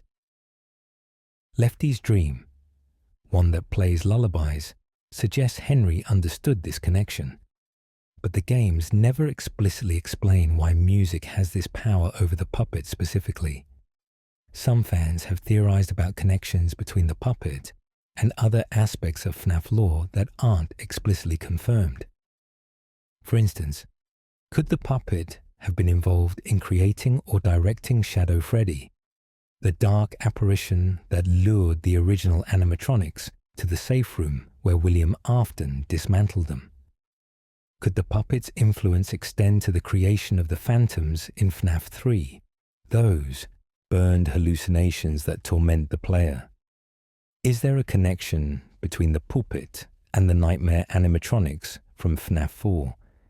Given that Nightmarion exists as a Halloween variant, these connections are speculative, based on visual similarities and thematic parallels rather than concrete evidence, but they suggest ways the puppet's influence might be even more extensive than explicitly shown. The question of whether Charlotte Emily can ever truly be free is philosophically interesting. Even if her spirit was released from the puppet in Pizzeria Simulator's fire, even if she's at peace now, the mark she left on the world persists. Her actions in facilitating possessions, in creating the circumstances that led to years of hauntings and deaths, have consequences that outlive her. Is that a form of continued existence? If security breaches Mega Pizzaplex contains systems infected with remnant that traces back through multiple generations of animatronics to the original possessions that the puppet facilitated, is some piece of Charlotte still there, still influencing events? Or is that just the natural consequence of actions taken decades ago? No different from how any person's choices continue to affect the world after they're gone. There are also theories about what the security puppet was doing between Charlotte's death in 1983 and its appearance in the 1987 location in FNaF 2. The timeline suggests 4 years passed. Where was the puppet during this time? Was it active, wandering abandoned Fazbear locations, searching for other victims to help? Was it dormant, stored away while the company reorganized after the investigation into Charlotte's death? The missing children incident of 1985 occurred during this gap. Was the puppet present for those murders? Did it witness William Afton killing Gabriel, Jeremy, Susie, Fritz, and Cassidy? Or did it only discover the bodies afterward, finding victims who were already dead and stuffed into suits? Some theories propose that the puppet might have been partially responsible for the circumstances that led to the missing children incident, not intentionally, but through its mere existence. If William Afton observed Charlotte's possession, if he saw that a murdered child's spirit could inhabit an animatronic and continue to exist in some form, might that have inspired his subsequent murders? Might he have been trying to replicate Charlotte's possession, to study it, to understand the mechanism so he could use it for his own purposes? This would make the puppet indirectly responsible for later deaths, not through any action, but simply by being the proof of concept that possession was possible. There's debate about whether the puppet is truly benevolent, or if its actions, however well-intentioned, ultimately cause more harm than good. Yes, Charlotte facilitates possessions that keep murdered children's spirits alive in some sense. But is that existence desirable? The possessed animatronics are confused, aggressive, trapped in mechanical bodies that don't reflect their human forms. They kill innocent security guards who had nothing to do with their murders. They terrorize visitors to Fazbear locations for decades. They're unable to move on, unable to find peace, until events like Happiest Day or Pizzeria Simulator's fire finally release them. Did the puppet help these children by giving them life? Or did it trap them in a nightmare existence that prolonged their suffering? This question doesn't have a simple answer. From Charlotte's perspective, giving murdered children some form of continued existence, even a tortured one, might have seemed better than letting them simply disappear. She gave them the same second chance she received. But from an outside perspective, from the perspective of someone who values peace and rest over mere existence, the puppet's actions might seem cruel, might seem like condemning these children to decades of additional suffering when oblivion might have been kinder. It's a moral ambiguity that the franchise doesn't really address, leaving it to players to decide whether Charlotte Emily is truly the hero of this story, or if her good intentions paved a road to hell for the children she tried to help. The ultimate question, perhaps, is whether Charlotte's spirit has found peace, and whether that peace is deserved or earned or simply granted through the circumstances of Pizzeria Simulator's ending. If we take Henry's word for it, if we believe that the fire accomplished what it was meant to accomplish, then Charlotte Emily is at rest. Her work is done. Her guardianship has ended. She can finally move on, joining the other spirits she helped release through Happiest Day, reuniting with her father who died in the same fire that freed her. That's the hopeful interpretation, the one that allows this dark story to have something resembling a happy ending.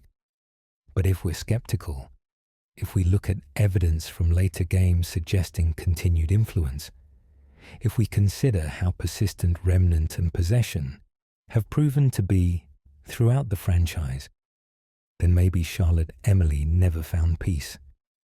Maybe she remains in fragments or echoes, still bound to the world of Fazbear Entertainment, still unable to fully let go of her role as guardian, still tied to the consequences of choices she made decades ago when she helped murdered children possess animatronic bodies. That's the darker interpretation, the one that suggests some tragedies are so profound that they never truly end, that they echo forward through time in ways that can't be stopped by fire or intention, or even death itself. Both interpretations are valid based on available evidence. Both say something true about the nature of trauma and memory and how the past shapes the present. And both leave room for Charlotte Emily's story to continue if future games decide to bring her back, or to conclude if the community decides that Pizzeria Simulator's ending is definitive. The ambiguity is, in its own way, appropriate, because the puppet has always been about mystery and tragedy and questions that don't have clean answers. Legacy and conclusion. As we come to the end of this journey through the puppet story, it's worth reflecting on what this character represents, both within the Five Nights at Freddy's universe and in the broader landscape of horror gaming. Charlotte Emily, the security puppet, the marionette, whatever name you use, has become one of the medium's most recognizable and emotionally resonant horror characters, not because of jump scares or monster design, but because of the tragedy underlying every moment of its existence. The puppet story is, at its core, a story about protection, about a father who built a machine to keep his daughter safe, about that machine failing in the moment it mattered most, and about the daughter's spirit inhabiting that failed guardian and using it to protect others in the only way she could. It's about selflessness surviving death, about compassion persisting through trauma, about a child who couldn't be saved deciding to save others, even when that salvation was limited and painful and imperfect.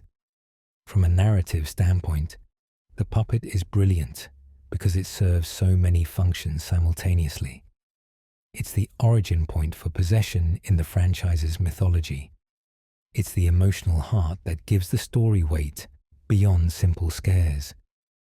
It's a symbol of innocence corrupted by circumstances beyond anyone's control. It's a reminder that even horror franchises built on jump scares and murderous animatronics can tell genuinely affecting stories about loss and love and the lengths people will go to protect others. The visual design of the puppet has ensured its iconic status. That slender striped form is instantly recognizable. The mask-like face with its tear tracks and frozen smile conveys so much with so little. It's theatrical and childlike and creepy all at once, managing to be simultaneously inviting and deeply unsettling. Good character design communicates personality and purpose through appearance alone, and the puppet achieves this perfectly. You know, just by looking at it, that there's something sad and significant about this figure. You know it's different from the bulky, aggressive animatronics around it. You know it's watching, waiting, serving some purpose beyond simple murder or malfunction. The music box mechanic, introduced in FNaF 2 and referenced throughout the franchise, has become one of horror gaming's most memorable gameplay elements. The constant tension of needing to wind that music box while managing other threats creates a unique kind of stress that few other mechanics achieve. And thematically, it's perfect. Music soothes the puppet, keeps Charlotte's spirit calm, provides a moment of peace in an existence defined by tragedy. But let the music stop, let that peace end, and the puppet will come for you with inexorable certainty. It's gentle until it isn't. It's patient until its patience runs out. It's the calm before the storm made into a game mechanic. Charlotte Emily's character arc, from innocent victim to possessed guardian to hopefully freed spirit, represents one of the franchise's most complete character journeys. We see her beginning in the security puppet minigame, witness her death and possession, observe her actions in helping other murdered children, watch her orchestrate their release through Happiest Day, see her captured by her father's trap in the form of Lefty, and finally hear her speak in Ultimate Custom Night before presumably being freed in Pizzeria Simulator's fire. It's a journey that spans decades in universe and years of real-world game releases, developed gradually through hints and reveals and minigames that slowly painted a complete picture. The relationship between Charlotte and her father Henry is one of the franchise's most poignant elements. Henry loved his daughter, built the security puppet to protect her, and failed. That failure haunted him for the rest of his life. Everything he did afterward, his continued involvement with Fazbear Entertainment despite the tragedies, his eventual engineering of Pizzeria Simulator's trap, was motivated by guilt and a desperate need to free his daughter's spirit and end the cycle of tragedy that began with her death. The completion ending, where Henry addresses Charlotte directly and tells her it's time to rest, is one of the most emotionally powerful moments in a franchise that doesn't often deal in straightforward emotion. It's a father telling his daughter that he failed her once, but he won't fail her again. That this time, he'll give her what she needs, even if it means destroying them both. The puppet's influence on the franchise's fandom has been enormous. Fan artists have created countless interpretations of the character, from horrifying to sympathetic to almost cute. Cosplayers have built elaborate puppet costumes that capture the character's unsettling presence. Fan fiction writers have explored Charlotte Emily's perspective, giving voice to her thoughts and feelings in ways the games never explicitly did. Music artists have created songs about the puppet story, from the melancholy to the terrifying. The character has transcended the games to become a cultural touchstone within horror gaming and creepypasta communities. From a meta perspective, the puppet represents the evolution of Five Nights at Freddy's as a franchise. The first game was relatively simple. Survive 5 nights in a haunted pizzeria against possessed animatronics. But as the series developed, as lore was added and backstory was revealed, the puppet became the linchpin that connected everything. It wasn't enough to just have haunted robots. The hauntings needed origin stories, needed emotional weight, needed a character who could facilitate and witness the tragedies that created the franchise's horror. Charlotte Emily, through the puppet, became that character. The themes that the puppet embodies, protection and failure, love and loss, tragedy and persistence, are universal ones that resonate beyond the specific context of killer animatronics and haunted pizzerias. Every parent fears failing to protect their child. Every child who has lost a parent too young understands the grief and confusion Charlotte must have felt. Every person who has tried to help others despite their own suffering can relate to the puppet's continued guardianship, even after death and trauma. The character works because it taps into fundamental human fears and desires, dressing them in the specific aesthetics of the Five Nights at Freddy's universe, but speaking to emotions that anyone can understand. As the franchise continues to evolve, as new games are released and new stories are told, the puppet's legacy remains secure. Whether Charlotte Emily's spirit has truly found peace, or whether some echo of her continues to influence events, whether the security puppet is finally at rest in some metaphorical grave, or whether it remains, watching and waiting in the shadows of new Fazbear locations, the character has earned its place as one of horror gaming's most important and affecting figures. The puppet is proof that horror doesn't have to be mindless, that scares can coexist with genuine emotion, that a character introduced as a gameplay challenge, a thing that will kill you if you don't wind the music box, can become the heart of an entire mythology. Charlotte Emily died at 3 years old, murdered by a monster in a pizzeria alley, while rain fell and an animatronic designed to save her lay helpless nearby. But in death, she became something more than she was in life. She became the guardian, the shepherd of souls, the first victim who ensured no other victim would face oblivion alone. That's the story of the puppet, a story of tragedy and transformation, of a father's failed protection becoming a daughter's eternal guardianship, of innocence lost but somehow, impossibly, preserving its essential kindness even in the face of horror.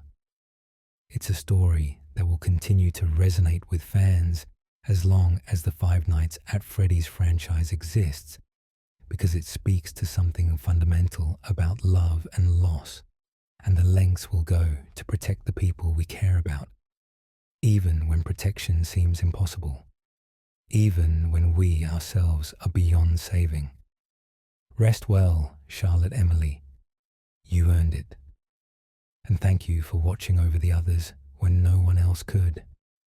When the music box finally wound down for the last time, when the flames consumed the body you'd inhabited for so long, when your father's voice told you it was finally time to sleep, we hope you found the peace that was stolen from you in that rainy alley so many years ago. The Guardian can rest now. The puppet's work is done. And with that, we reach the end of our journey through the lore of Five Nights at Freddy's most enigmatic and important character.